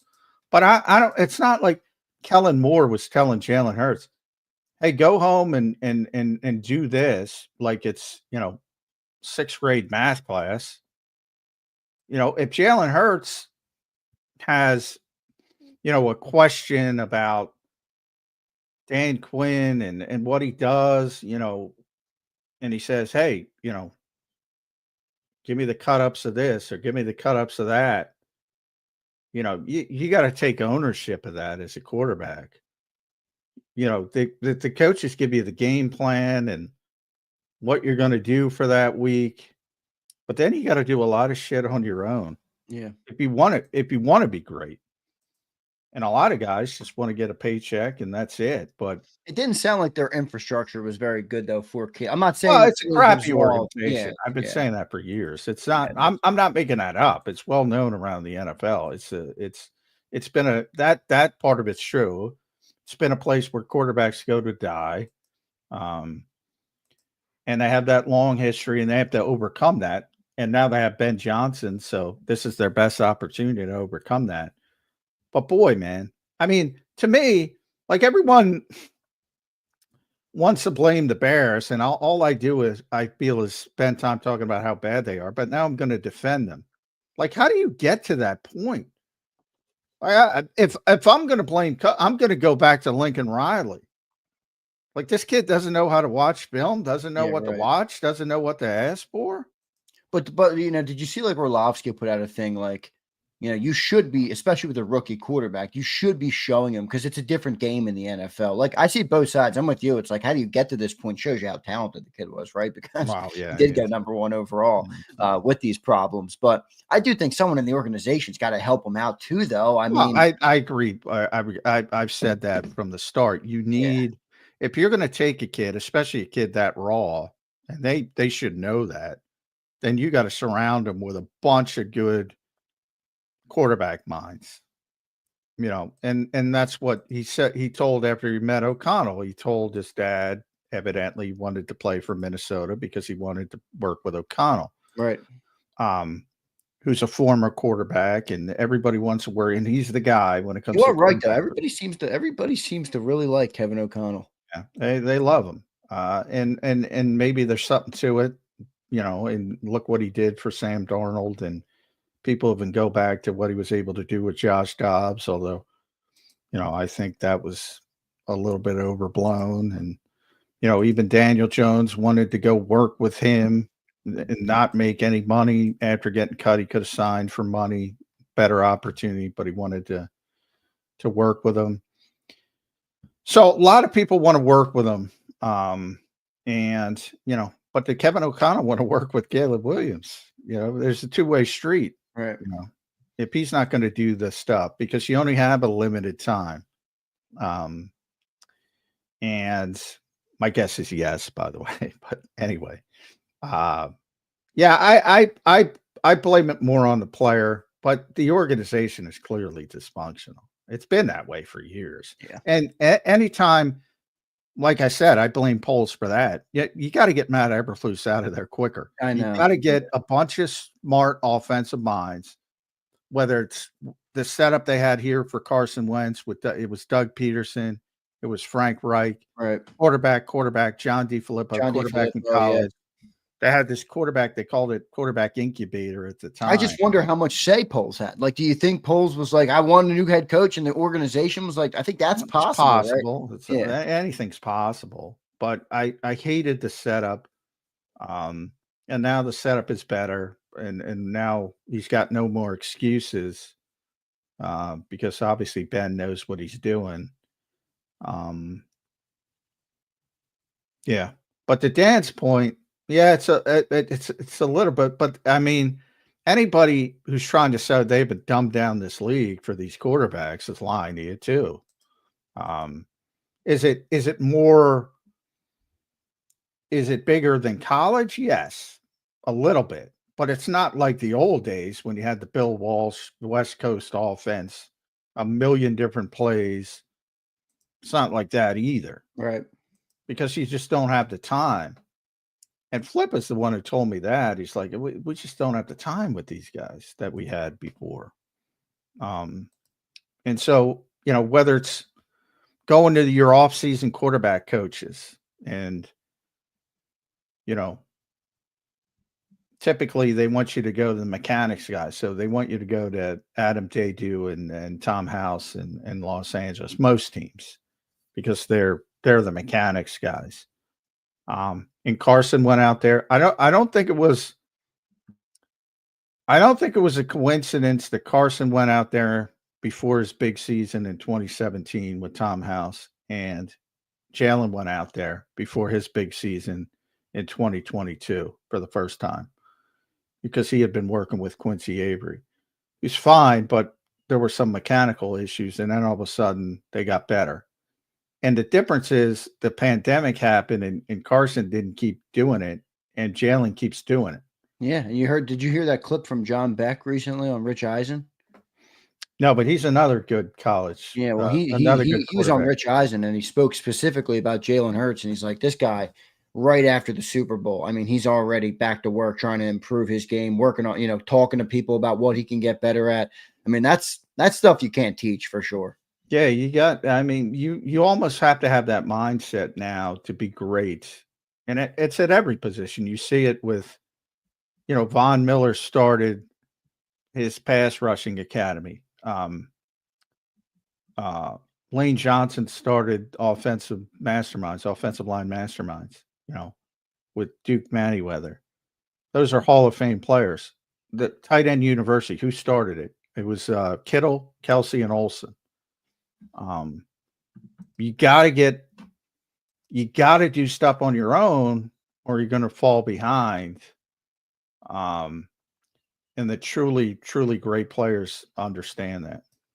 How high do you think Jalen can go here, John? Like, he's 27, or I think he turns 27 this summer, maybe in June or July. I know his birthday's a little bit later on in the year. How close do you think he is to what you would classify as his peak, or where he would plateau, if you will? Well, I don't think he has to plateau, because the experience part of it keeps helping. That's so true. The more you play, the better you can get. So I don't think it's about plateauing from a mental standpoint. Maybe from a physical standpoint, you're going to plateau, and then but that's just natural. You're going to decline at some point from a physical standpoint. And when that decline happens, then you have to, have you built yourself up on the processing part of it to make up for that? So that, to me, will be the key. But now he's still young. He's still healthy. He's in tremendous shape. He's getting better and better. And there's no reason to think he can't get better. Like I said, I'm on an eye. That last year was not his best year. He was much better in 2022. I think he was better in 2023 as well. And he took a little bit of a step back in the regular season last year, and obviously played very well in the postseason. So I had been, to me, he's top 10 guy. He's on his good seasons. He's in that 6 to 10 range. In his poorer seasons, he's probably just outside the top 10. So say 6 to 12. That's where he's been. Can he get better? Sure. The experience part of it. And, the next step, I said last year, the next step is handling third down pressure to the point where you don't say, fuck it, just throw a go route. Right. That to me is the next step. The Now, processing element there. yeah. Now, fuck it, just run a go route. Worked pretty well in the Super Bowl. When you have AJ Brown, you get a little bit of leeway there, John. By the way, the Eagles should give me credit, man. Nick, I said before the game, I'm not saying they listened to me. No, they didn't. I'm joking. But I'm the one who said, fuck it, just throw the go routes. Yeah, well, it's working out well for him, and I agree with you, man. That's the next part. You go back to that, 22 or I guess 23, where you look at how great, when Jalen was in the MVP conversation. It's getting the ball out quick. If Jalen gets the ball out quick, he can really be a lethal quarterback. Sometimes I think he holds it a little bit, but again, you're breaking the 20 years of habit there, John, because he's been the best athlete on the field at every level until he got to the pros. I mean, he's still. Well, that's a delicate balance. And even, we're talking about Caleb Williams. I mean, that dude is the best athlete on the field. And, when you are, and this is probably Lamar Jackson as well, Josh Allen, those sometimes it's too easy for those guys and they don't hone down on, the really making sure the technique and fundamentals are perfect, is as perfect as it can be. Nothing can be perfect, but from play to play, because things come too easily. It's a real thing. Right. Like Caleb Williams, there's nothing from a physical standpoint that Caleb Williams doesn't have. He's not a good quarterback right now. It's all the other things, yeah. And you heard some of the reasons why in this book that's coming out. Sometimes I'm waiting for the Johnny Mack book. Forget the Caleb Williams, Seth Wickersham book. I gotta have time. I got a lot of credit. Like Zach's writing another book. I'm like, dude, he's got kids. I'm like, when do you have time? Does he have like a ghostwriter or something? I mean, how do you write that many books? I'm not trying to accuse him of anything, buddy, but I'm just saying, the writer's on air. He's doing everything. He's got to be tremendous at time management. But here's the problem, and this is where I envy people like Zach and Jeff, because they can write.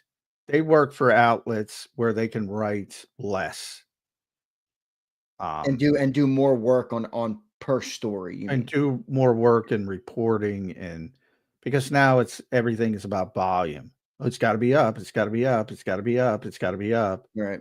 And I get it. So that's the frustrating part for me, because the volume bogs you down into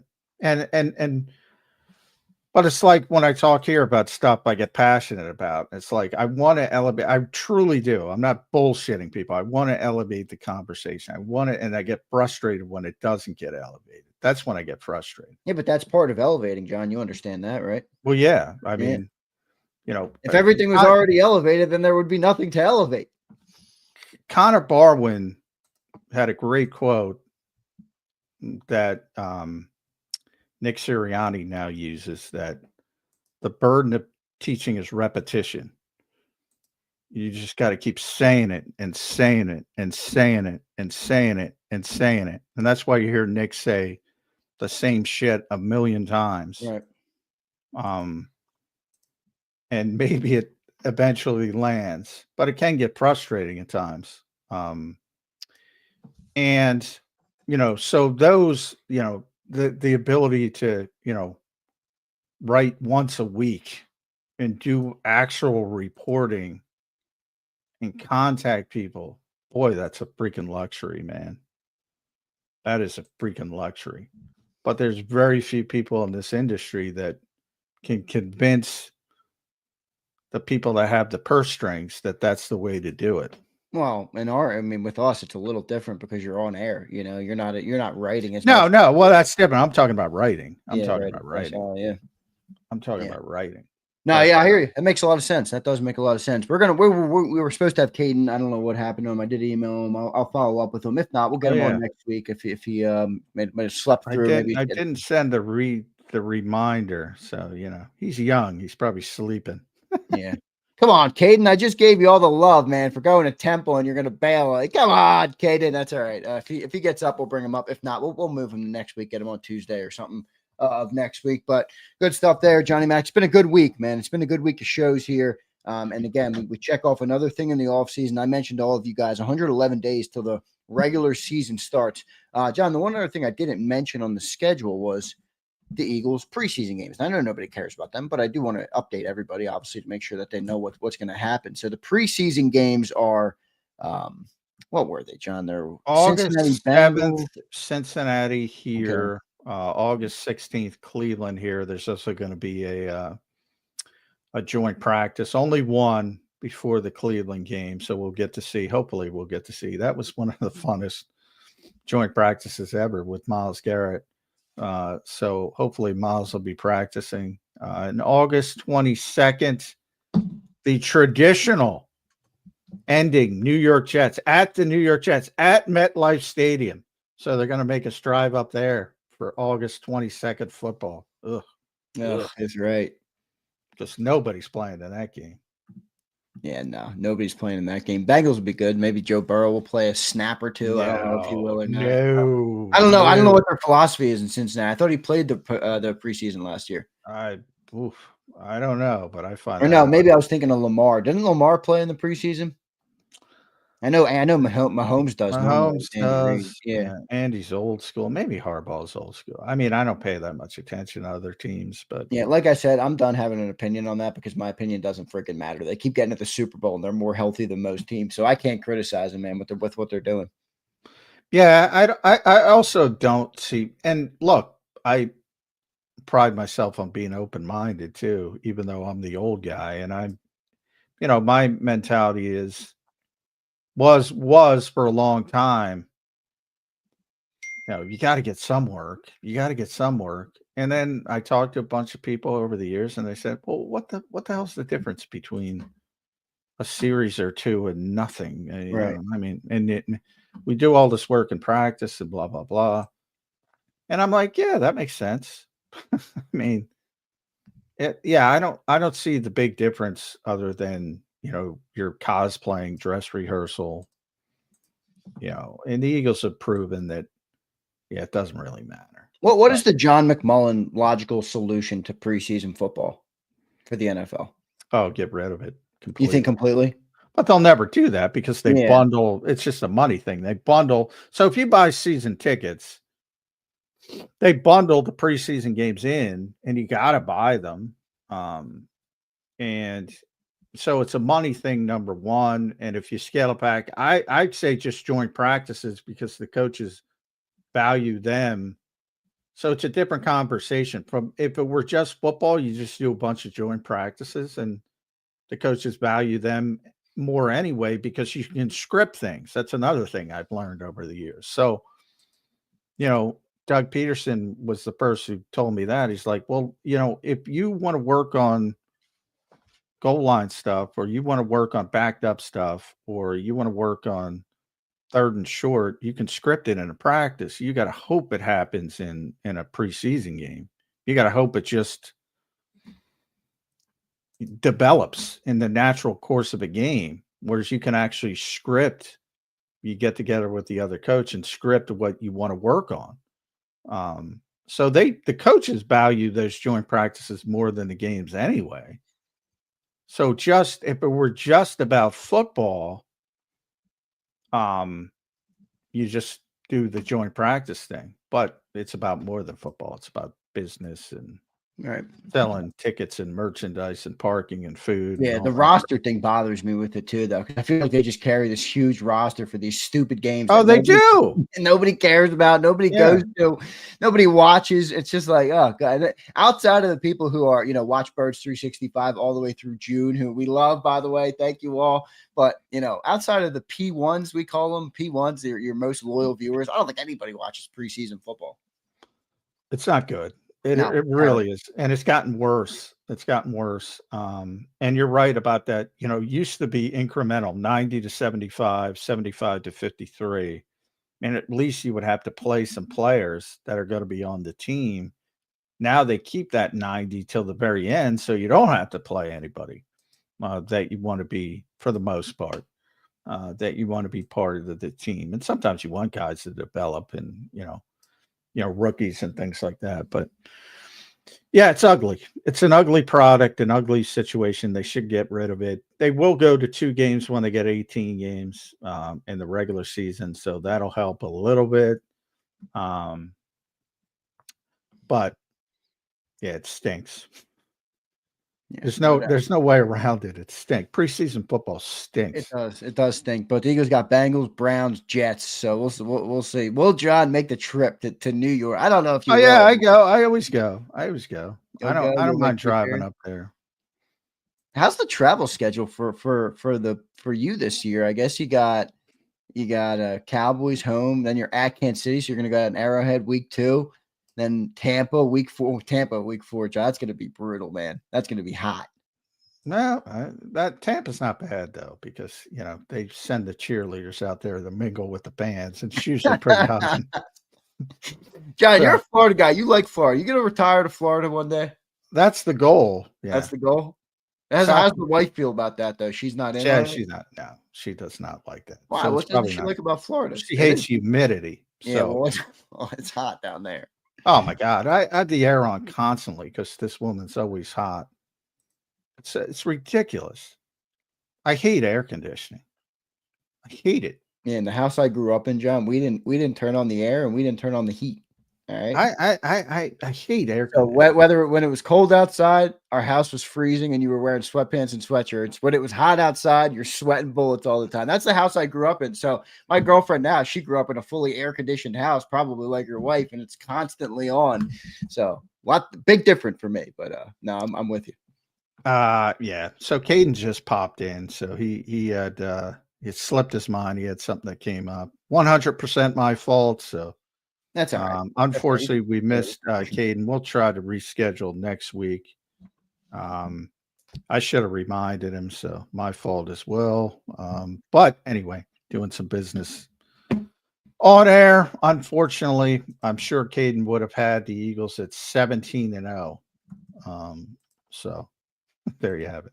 Yeah, no doubt about it. John, what's the update on the Nick Sirianni stuff, man? We still got no update on his contract. I don't know what's going on with that. I've said it before. This is a little bit tougher negotiation because if I'm Nick Sirianni's camp, I want to be the highest paid coach in the history of football.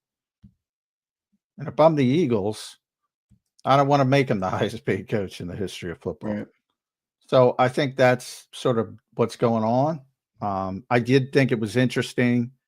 It's funny you bring this up. I was going to write about it, but I'm trying to get some information. I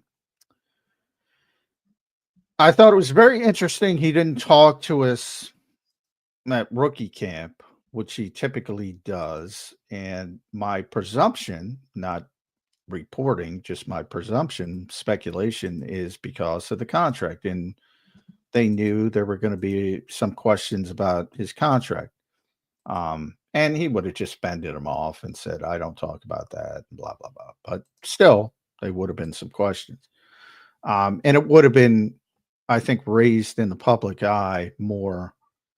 And the Eagles probably didn't want that happening. So ultimately, they're going to get something done.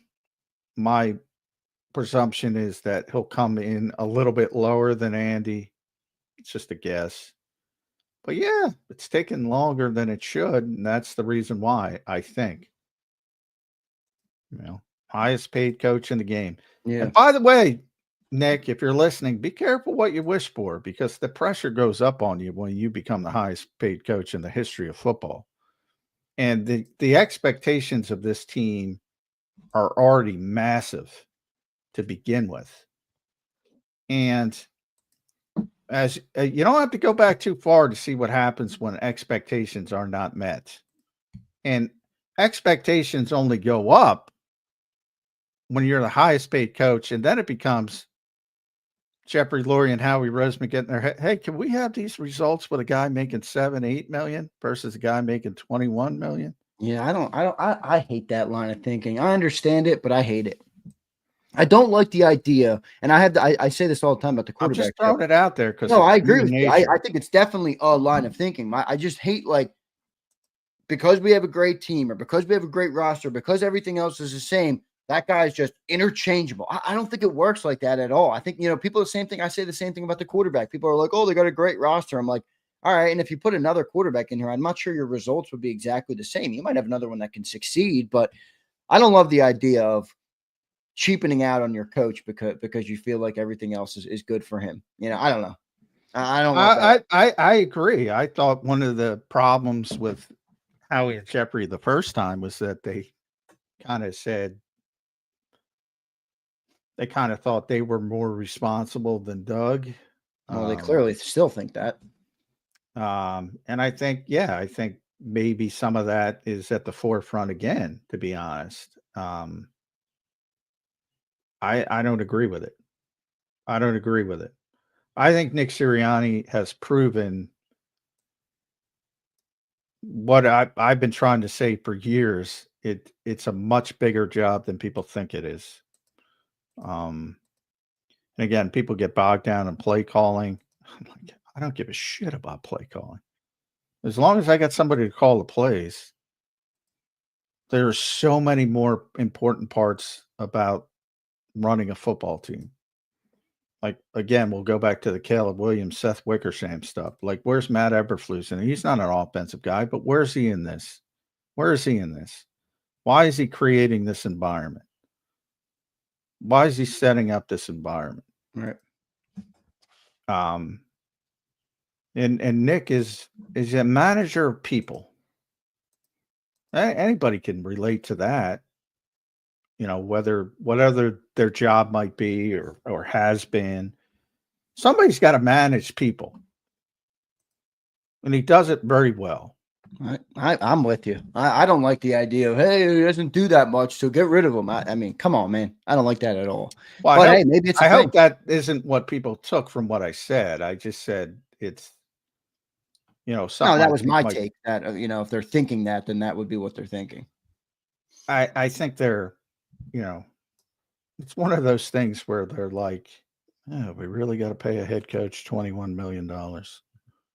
Jesus. Because does that technically come right out of the profit? It's not like it's a salary cap thing, That's anyway. That's escalated. That's escalating. Hey, it is what it is. I mean, it's the same as players. There's no salary cap, so in theory it should go even higher. But it's the same as players. All right, who's the highest paid coach? I won the Super Bowl.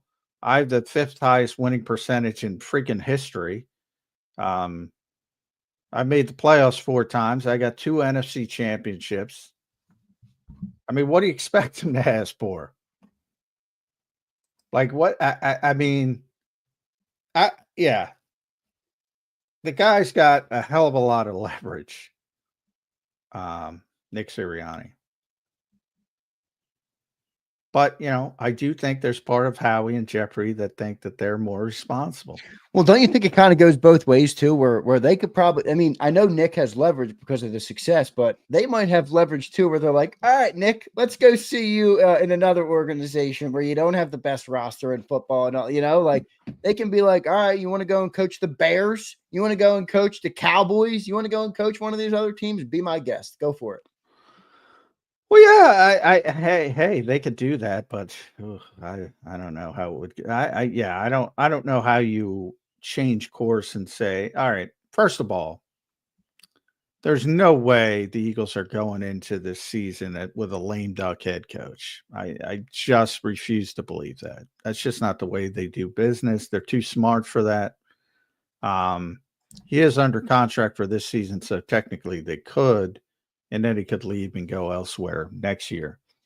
And I don't know where Nick Sirianni is. He's got a big family. This is a tough market. And if he can go make $20-something million somewhere that isn't as tough, and maybe he doesn't win the Super Bowl, but they're happy to make the playoffs, maybe that's not the worst thing in the world. But I think Nick has more leverage than anybody in this contract negotiation. I mean, do you think he will get the top paid then? I think he's at 18. I don't think he's going to get. I think they'll talk him into taking less than Andy because of Andy's reputation, and I think, if I'm guessing, they'll talk him into taking a little bit less, but not much. And by the way, I would, if I'm Nick's agent, I'd be like, Did you see what happened on the field? Happened to be against the coach you're yeah, so true. The coach you're comparing him to. Yeah. I mean, that's just me. If I'm his agent, I'm like, this has got to be the highest paid coach in the history of football. The resume is the resume. Is it going to continue at that level? Yeah, probably not. But I mean, it's insane. The success. Do people realize the success this guy has had? It's insane. It is, man. So I don't know how you dispute that if you're the Eagles. You got to get it done. No doubt about it. John, another question contract-wise as we close up this week of Birds 365. It's been a great week, by the way. I do want to thank everybody once again for all of the support. You guys are excellent, all right? We can't be here without you, so thank you all so much. Hit that like button for us.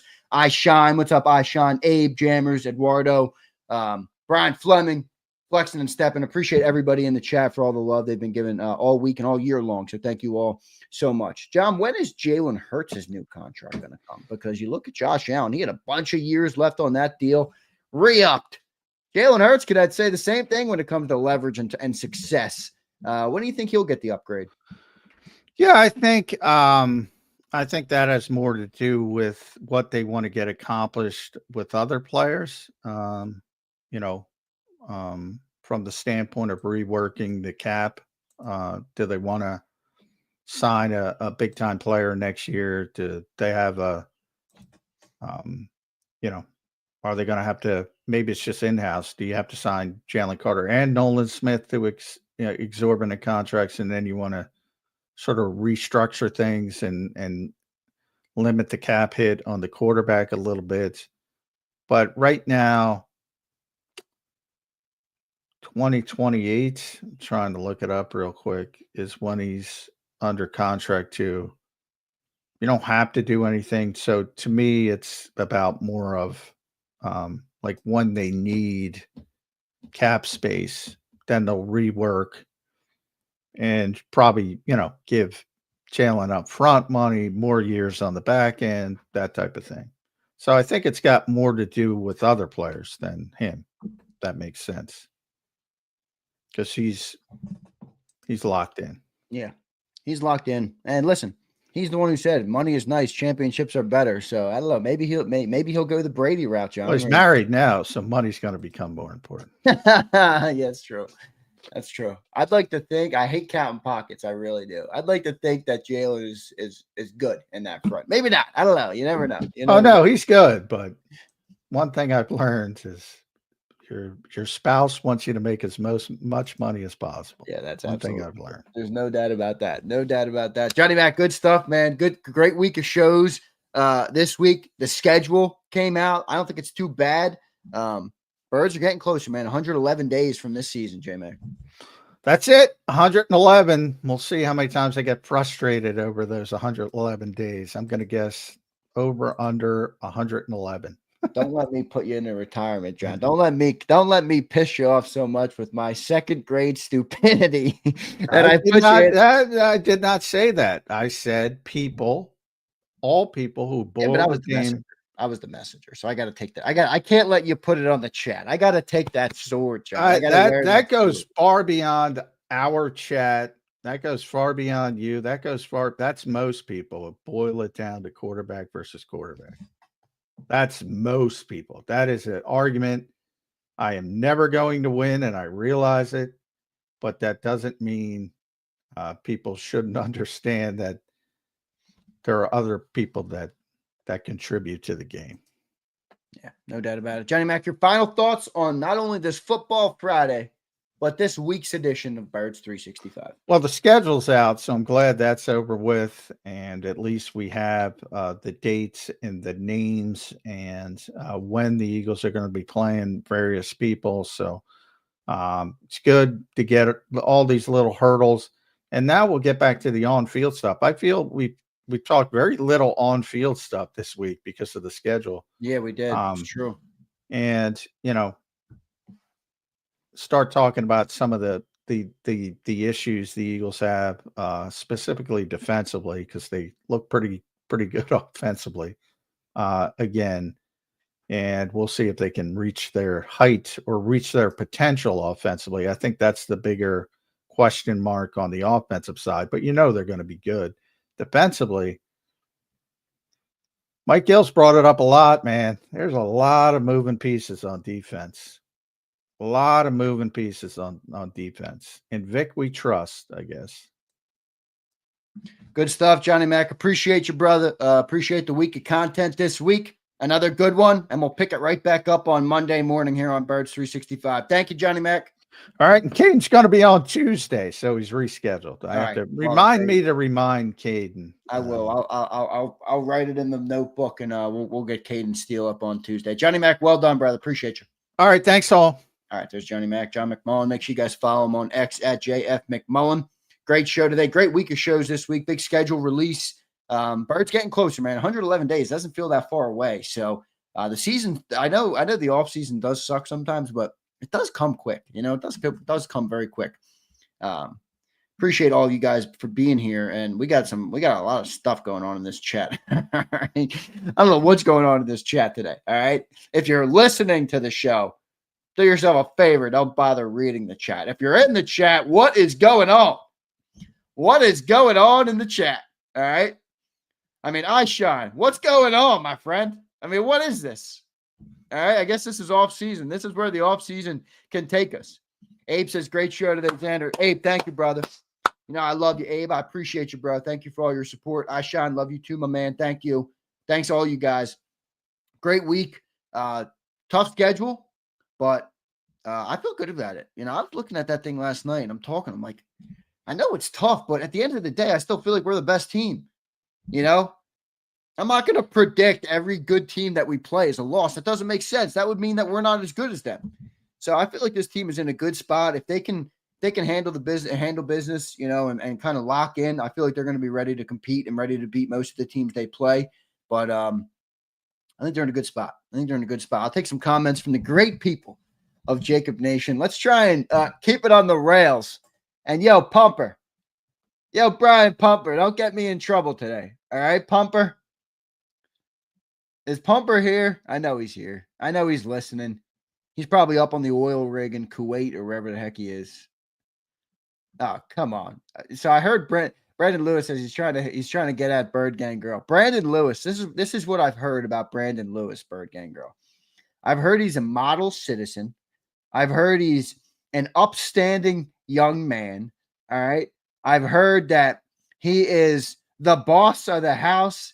He is, he was given an award for an upstanding community guy, where he lives, wherever that is. 800 credit score, multi-millionaire, saved my dog from a tree one time a couple of years ago.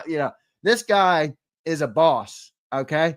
This guy, Brandon Lewis, again, I've heard through the grapevine, this guy is a legend. So shoot, if you got a chance, I don't know. You never know, man. Ryan says, extra small Ryan checking in. Come on, man. Yo, stop, man. Y'all be Bird Gang Girl. I'm not reading that. All right. Zay, this don't sound believable. Fuck off, flexing. Give me my playoff tickets last year. Legend. There you go. Yeah, that's much better. You're better at that than I am. You're better at that than I am. Fly, Eagles, fly. What is this? Diddy Cupid? I said that in the chat. We got Diddy Cupid. We got all sorts of Diddies going on and all sorts of Cupids going on. I don't know what's going on in the chat today. All right. Leave it to Flexing. He's got to, shit on me. Come on, Flex. Only right on the 800 credit score. There you go. That's pretty good, though. You want that. You don't want a bad credit score. Unfortunately, it's the stupidest thing in the world. It's like the only way you can lend is if you do a bunch of lending. It doesn't make sense. But we're all subject to it. Oh, look, Izzy B becomes a member. Thank you, Izzy B. I appreciate that. JAKIB reality TV show. It certainly was today, Abe. I was trying to focus on the show, man. I was trying to focus on the show. Brian Pumper, man, you had me. I will say, of all the comments that got me, it was you, Pump. Yo, Prince, help these people, man. Where's Prince? Not you all using JAKIB Sports as Tinder. I mean, it's unbelievable, Prince. What is this? What are we creating here? Bunch of ditties. All right. Bunch of ditties, Prince. Bunch of ditties. Tyler Braswell gifts 5 memberships. Oh, my Lord. Texas boy, that's a funny comment. I'm not going to read it, though. Gifted 5 JAKIB Sports memberships. Tyler Braswell. Thank you, bro. Thank you, bro. I appreciate that very much. We're getting up there. I didn't see it, Pump. Yo, Pump. Stop. Stop, Pump. New Superman's 31. What the heck are you talking about, Hogan? Zander, new Superman's 31. Do you know this guy locally? Who? Zander, how do you deal with J-Mac? Seriously, he always discredits you. I don't care. That's his personality, Leon. I think that's what makes John interesting to listen to. I'm not going to try and, stop who John is because of whatever I feel. I don't give a shit. It ain't personal to me, my friend.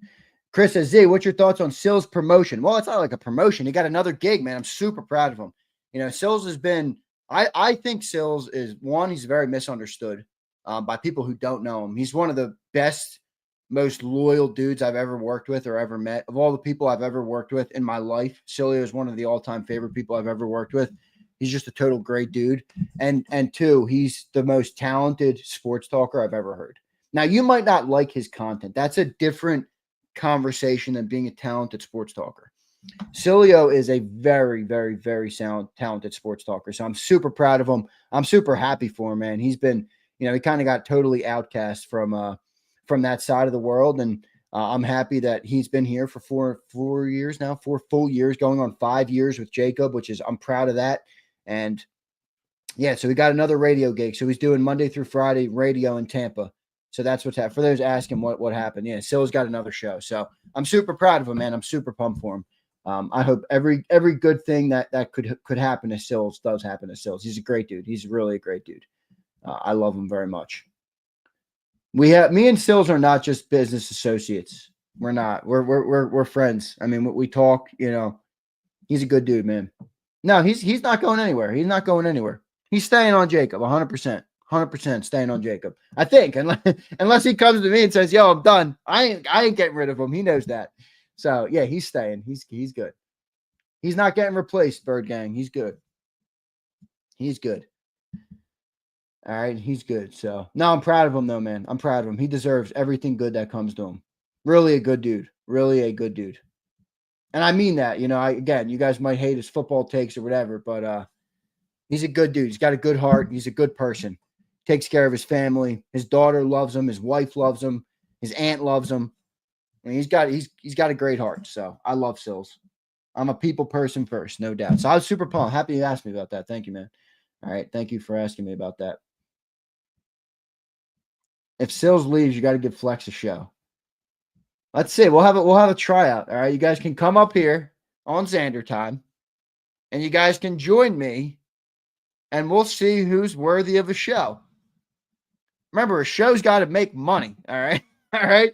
All right, people. I know it's all fine and dandy and you want to do everything.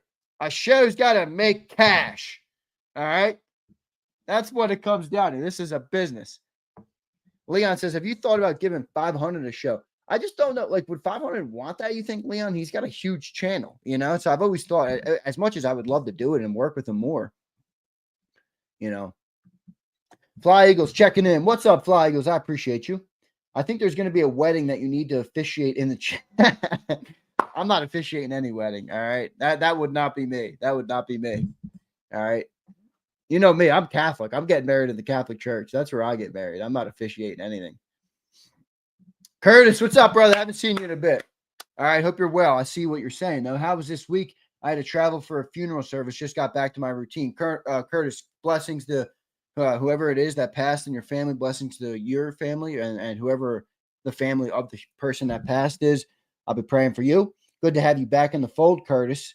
Schedule came out, brother. I don't think it's crazy. It's a good schedule. We got good opponents, but I don't think it's too bad. I'm not going to lie to you. I don't think it's too bad, man. I don't think it's too bad. Flexion says, don't get married. Not wrong. I want to get married. I want to have a bunch of kids, build a big-ass family. All right. Philly 07 says, you're thinking about going live at the season opener this year. Well, we'll be live. I mean, all the time. We'll be live. But that's that Thursday night game. Maybe I'll go down. Maybe I'll go down and do kind of like I did the parade. I could maybe broadcast from down there at the lots. That would be pretty fun. That'd be pretty fun. Is any of JAKIB Nation going to be there? That would be a big question.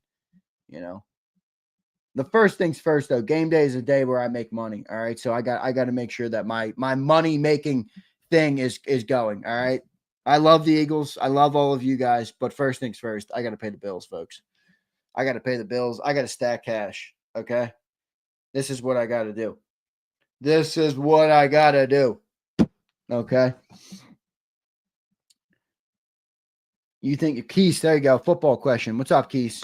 Appreciate you, brother. He says, you think we can repeat with the defensive question marks? I do. I do. I mean, I don't think the question marks are as big as people think. I mean, Keely Ringo and the safety is my biggest concern. I'm not as worried, I will say, about, Mora Jomo replacing Milton. I saw someone comment, by the way. I think it was Callie Baby. Callie Baby, are you still in here? Callie Baby was saying Mike Vrabel was already calling out Milton Williams. Did that happen? I got to see that. Yeah, this did happen. Williams apparently responded, I like that. Let me see what happened.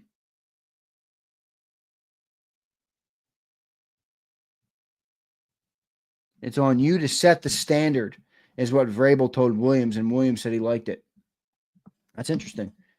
Eagles Eric says, "What's up, Xander?" Eagles Eric, what's up, bro? I've been watching your new content, Eagles Eric. Great job, my man. I appreciate you being here, and I've been a big fan of your new content. So great job by you, man, and good stuff with Philly Mike as well. I'm a big Philly Mike fan. I like Philly Mike.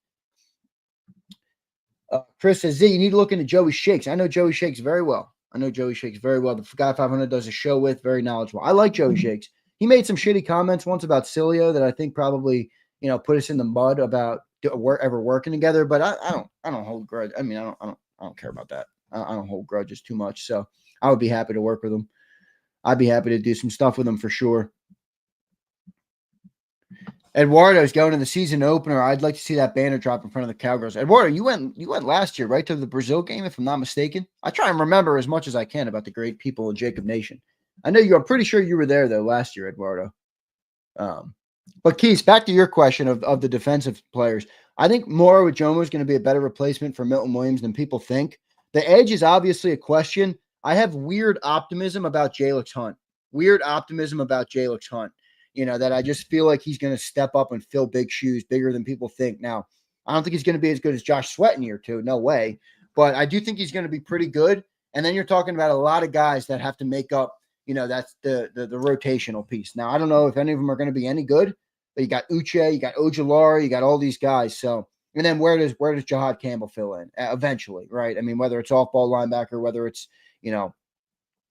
playing that joker role, whatever the case might be. I feel pretty good about the defensive front. The secondaries, I think, Keith, is where the big questions lie, because I'm not entirely sold on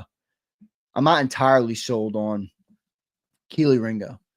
Izzy B says, how many wins on the schedule? I put 13-4 yesterday, but that might be a little lofty. I came down to 12-5 with the go up or down. So I think 12-5 is reasonable, but I don't think it's out of the equation for them to get 13 wins. I think that's possible. Prince says, I have a strong feeling Jordan Davis will have a breakthrough season. Yeah, Prince, the one question on Jordan that I'd have in terms of breakthrough is, what role do they want for him, Prince? Because, how do you define breakthrough? Last year, he was an excellent run stopper. Are you defining breakthrough as he becomes an even better run stopper, or are you defining breakthrough as he's more viable to play 3 downs and rush the passer? Because I don't know if that's in his future, rushing the passer. I think he is going to have a great year at his job. I just don't know what they're going to ask him to do. I'm kind of waiting to see, like, how does Vic want to deploy Jordan Davis? I don't think it's going to be a 3-down guy. I don't think he'll ever be that. I just don't. Now, maybe he will, man. So there you go. Prince is all-around players. I could see it, Prince. I like the player. Remember, man, people wrote off Brandon Graham after 3-4 years too. So you got to give these guys time, especially defensive linemen. Yeah, if he stays in shape, that's a big thing. That's a big thing for sure. All right. We keep hearing fans say this about Jordan Davis for the last 3 years. Flexen says, Flexen, you're not wrong about that, but you do have to acknowledge that there has been instances where it's taken a little bit, especially for a defensive line player to come around. Now, I'm more with you, Flex, where I think Jordan Davis is going to be what he's going to be in terms of being a great run stopper. I don't know if his upside is ever a 3-down player or ever rushing the passer, but I don't like to I hate putting ceilings on player. I hate that. Like, who the hell am I to put a ceiling on somebody? If someone told me what my ceiling was, I'd say, yo, dude, fuck you. Kick rocks, right?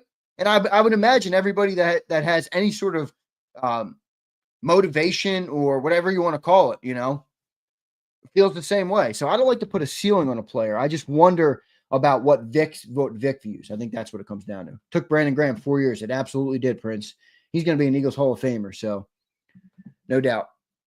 Pumper checking in. My 7th heaven will not be denied. Trust in my Ringo Starr. Yeah, I don't know about him. We'll see.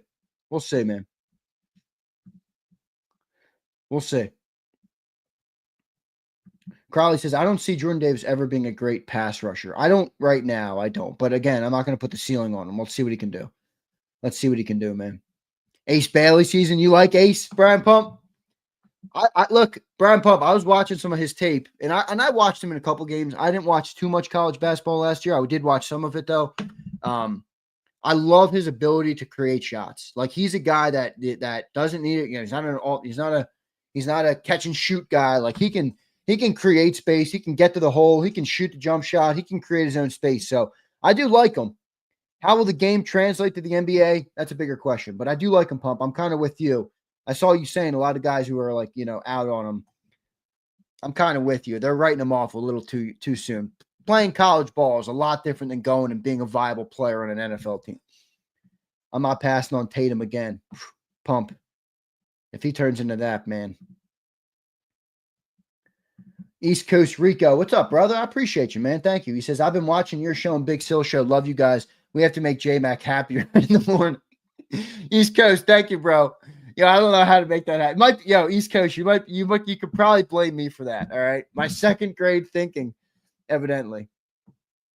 My 2nd grade thinking. It's funny. All the people that all my family, all the people I do business with, they're all like, you're very smart, forward thinking, good ideas. And I get to John. He's like, you think like a 2nd grader. I'm like, okay, John. Okay. Relax, big guy. Funny though. I love John, man. I do. I appreciate his style. Bob Brown says, Xander, if Howie pulls the trigger and signs Simmons, it will greatly reduce the issues in the secondary. Support over the top will help Ringo. It'll allow Makuba and Brown to work in. Bob, I agree with you, man. Bob, what are your thoughts on Isaiah Simmons kind of regressing as a player, though? What are your thoughts on that? Now, again, where you're right, Bob, is it's very low risk for us. Like, we're going to have cap space this year. Sign him for a 1-year deal, and if he stinks, move on from him, right? It's like Kevin Byard. But I just don't know if he's going to be the player that people are hoping he's going to be. So, Bob, I'd be curious to hear about what you think of his kind of, I don't want to say regression, but he's aging. He's past his prime. He's on the other side. He's on the other side of the hump. Pumper's right, man. Back to basketball for a second. 6'9" wing who shoots, defends, and rebounds. Come on now. You're right, man. You're right. Simmons is for insurance only. I agree. I like Simmons as insurance. I don't care if he makes it in the starting lineup. That's true. All right. That's true. And I agree with you, Curtis, as well. He could teach the young guys some things for sure. He's definitely a veteran player, a guy who's been around a lot, so he's got some things. Dirty Air. What's up, Dirty Air? Good to see you, my brother. Hope you're doing well. Hope the NASCAR season's going good, Dirty Air. I'm hoping that If you'll do it, I'm hoping you'll give me that opportunity. But if not, all good. Either way, we have to stop obsessing over JD's pass rushing ability. He's a run stopper and gets us to passing downs, and the league is going to run a lot more after last year. I agree with that. It's a good take. That's kind of what I said in terms of that's my expectation for him. I'm not sure what it looks like, past that. All right. I'm not sure what it looks like past that. I got a question for you guys. Are you ready for Bucket Hat Friday on Big Sales? You better be ready for it. All right. I'm breaking out a bucket hat today that'll have the chat going crazy. All right. Some will love it. Some will hate it. Some will say I'm ridiculous. I don't care. My goal now when I go on Kango.com is, let's see, what can I buy that'll make the chat go crazy? What hat can I purchase that'll make Daz lose his mind? Okay. What hat can I purchase? It's Bucket Hat Friday, baby. Bucket Hat Friday. I think 3:30. I think 3:30, depending on what Cilio got guest-wise. Because I think he's got Phil Simms coming on today. So he might push me. If he pushes me to 4:30, I'll be all right.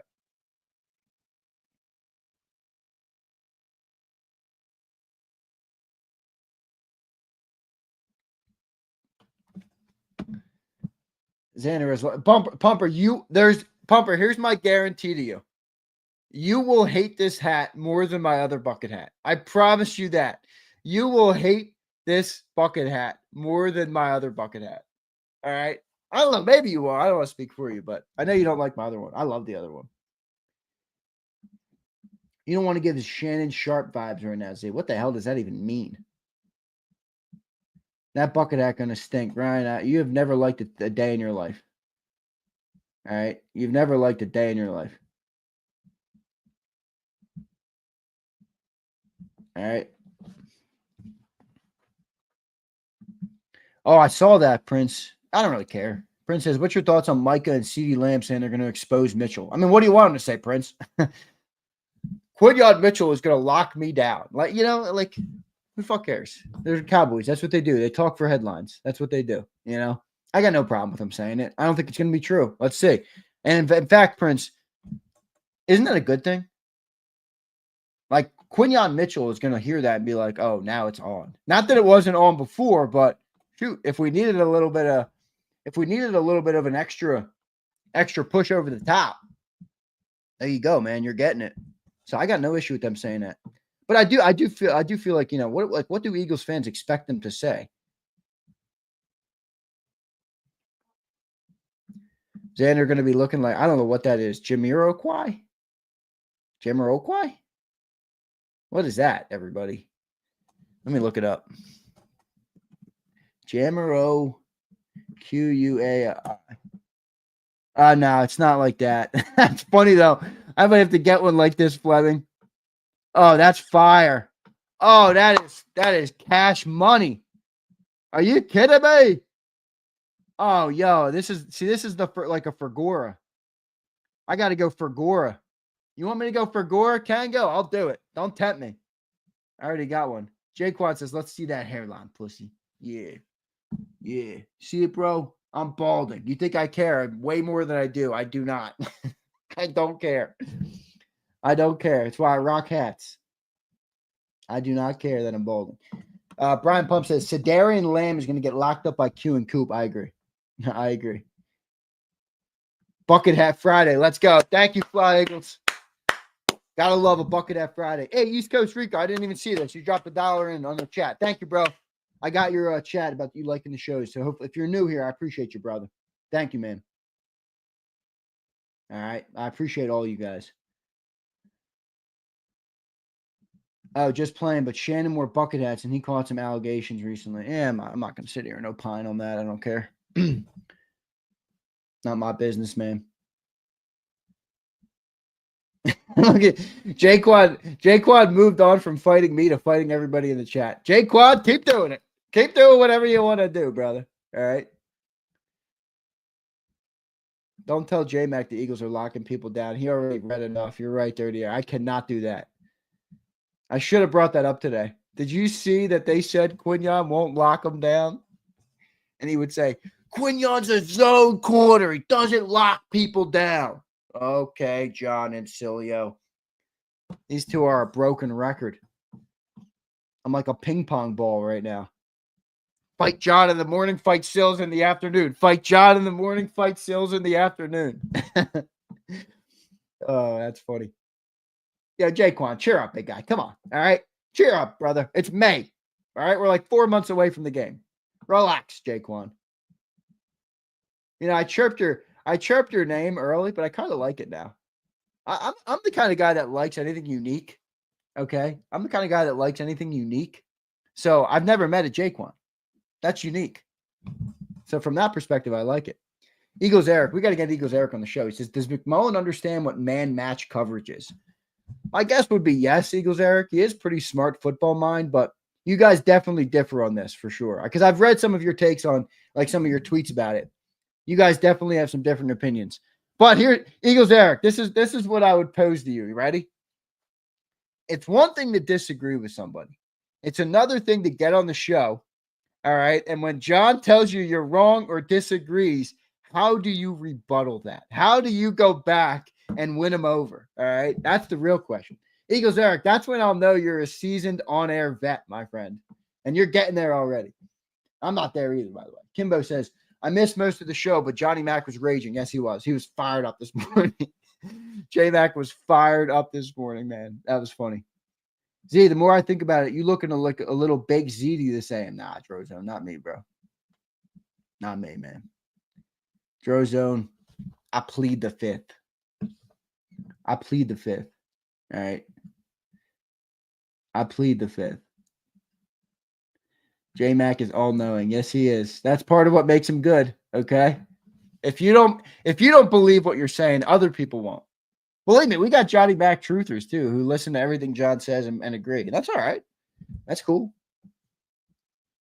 I think there's in general, I don't care as much when people don't agree with me. Like I don't like this applies to everything: football, politics, religion. Like I'm not self-righteous enough to believe that my takes are the only takes in the world. Like I feel like that would be even more weird.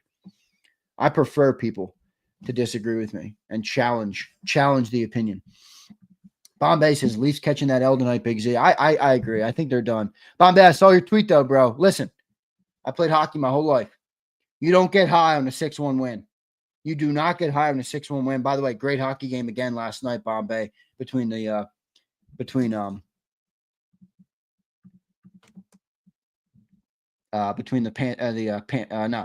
Carolina and Washington. That was a great game last night. So Capitals are knocked, unfortunately, but Canes are moving on. Let's see though, Bombay. Can't get too high on 6-1 win, bro. It's hockey. All right. They could come out and lose that game. All right. Do not write them off yet. That Leafs team is talented, but they always seem to choke in the playoffs. What happened to my hockey career, Zan? What do you mean? I loved it. I played AAA my whole life, but I'm 5'10" and a half, bro. I was a goalie. I wasn't going anywhere. Nuggets or OKC? I got OKC in that. I think OKC in that, and unfortunately, not unfortunately, I don't hate them. So I think the Knicks are going to win it all. Canes put away Capitals. Yeah, it was a good game though. It's a tough, man. You know, Bombay, I appreciate that you love hockey because not everybody loves hockey, but man, I love how hard it is to win a Stanley Cup, man. No, hockey was not the only sport I ever played. Dude, I played like 5 sports when I was young. I had so many sports. You know what my best sport was, what I was best at, and I hated it, so I never played it, but I was insanely good at it. Can anybody guess? Hated it, but I was so good at it. Let's see if anybody can guess. No, soccer, Brian. Brian, you're about to get blocked. You're legitimately about to get blocked. So same with you, Leon. Swimming, no. Tennis, Ryan, you're blocked too. Izzy B, you're blocked too. All you dorks. No, lacrosse. I played lacrosse. I was attack. I averaged like 3 goals a game. They were like, dude, you can't play attack anymore. We got to put you at midfield. And then I had to run the field the whole game. And I'm like, yo, fuck this. I like playing attack. I was in the offensive zone. They passed me the ball. I went and scored all day. I liked lacrosse. I hated lacrosse, but I was good at it. Water polo. You guys are clowns. I guess I set myself up for that, didn't I? I guess I set myself up for that. Fucking Izzy B sitting in her little studio, holding teddy bears, chirping behind her screen. Fuck you, Izzy B. Fuck you all. That's it. I'm out of here. I'm out of here. No, I'm just kidding. I won't go J-Mac on you. I'm not that upset. All right, good show. Good week this week. Big sales later today, 2 to 6. I'm down here, down the shore. It's beautiful down the shore. It's not really that beautiful out, but hey, listen. It's good to be down here. I'll say that. But I got to do some yard work. All right, this house getting rented, so I got to get everything ready. They put me in charge of that, so I'll get everything ready. It's good to be down the shore. Is anybody down the shore? Is anybody go down the shore? Got to be some people that go down the shore. Zander was running over people in lacrosse. Abe, I could play. I'm telling you, man. I'm telling you, I could play, bro. It's nasty here, Z Storms. Yeah, it's not real great out. It's not real great out right now. Later, Hollywood. Appreciate you, bro. Hope you have a good weekend. W show. Thanks, Flex. Appreciate you, Flex. Kate May, my friend. Kate May. Kate May. Flexing says, where the party at, Z? Flex, you come on down. Flex, I got a bed for you, brother. Come on, Flex. Are you kidding me? Not everybody gets that privilege, though. You'll be in Naples this weekend? Hell yeah. Love it. Love it. Ryan, you're kicked out. Ryan, if you knock on my door, I'll walk out with a shotgun. Yo, this is my what are you doing on my property? I'm just kidding, Ryan. I won't do anything to you, but you're not getting a bed, okay? Too much hate, bro. All right? Too many haters, Ryan. Maybe if you weren't such a hater all the time. Low Eagle says down in Wildwood. Love it, bro. I lived in Wildwood for 2 years. No, not 2 years. I lived in Wildwood for half a year. During what season was that? 2 seasons ago? 2 seasons ago, I lived in Wildwood. Sig Lord says, Xander, what kind of guns do you have? That's not a conversation for this show. I am an American that loves the Second Amendment, though. I'll leave it at that. All right. That's not a convo for this show. All right, everybody. I appreciate all of you guys for being here. Not a conversation for the internet. No. Yeah, agreed. It's not. Not on here. It's not. Maybe one day. Maybe one day if I start a different channel and a different topic of some sorts. All right. One day that might happen. Primo, appreciate you. Sig Lord, what up, brother? Prince, Brandon, Dro, Flexin, I Shine. What's up, bro? A-Team. Appreciate all you guys. All right, everybody. See you next time, everybody. I appreciate all the support. I appreciate all the love you guys give, man. It's really dope, each and every one of you. I appreciate it.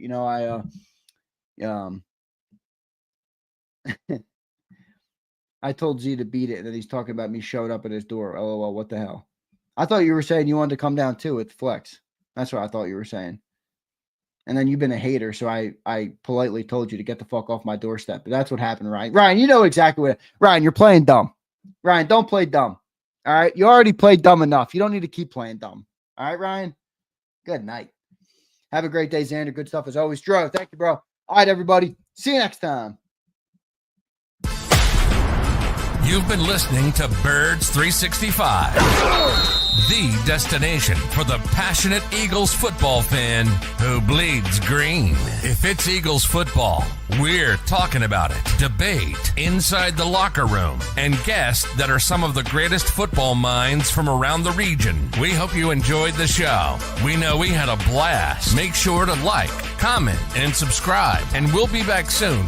But in the meantime, hook up with us on social media at JAKIB Sports. See you next time on Birds 365.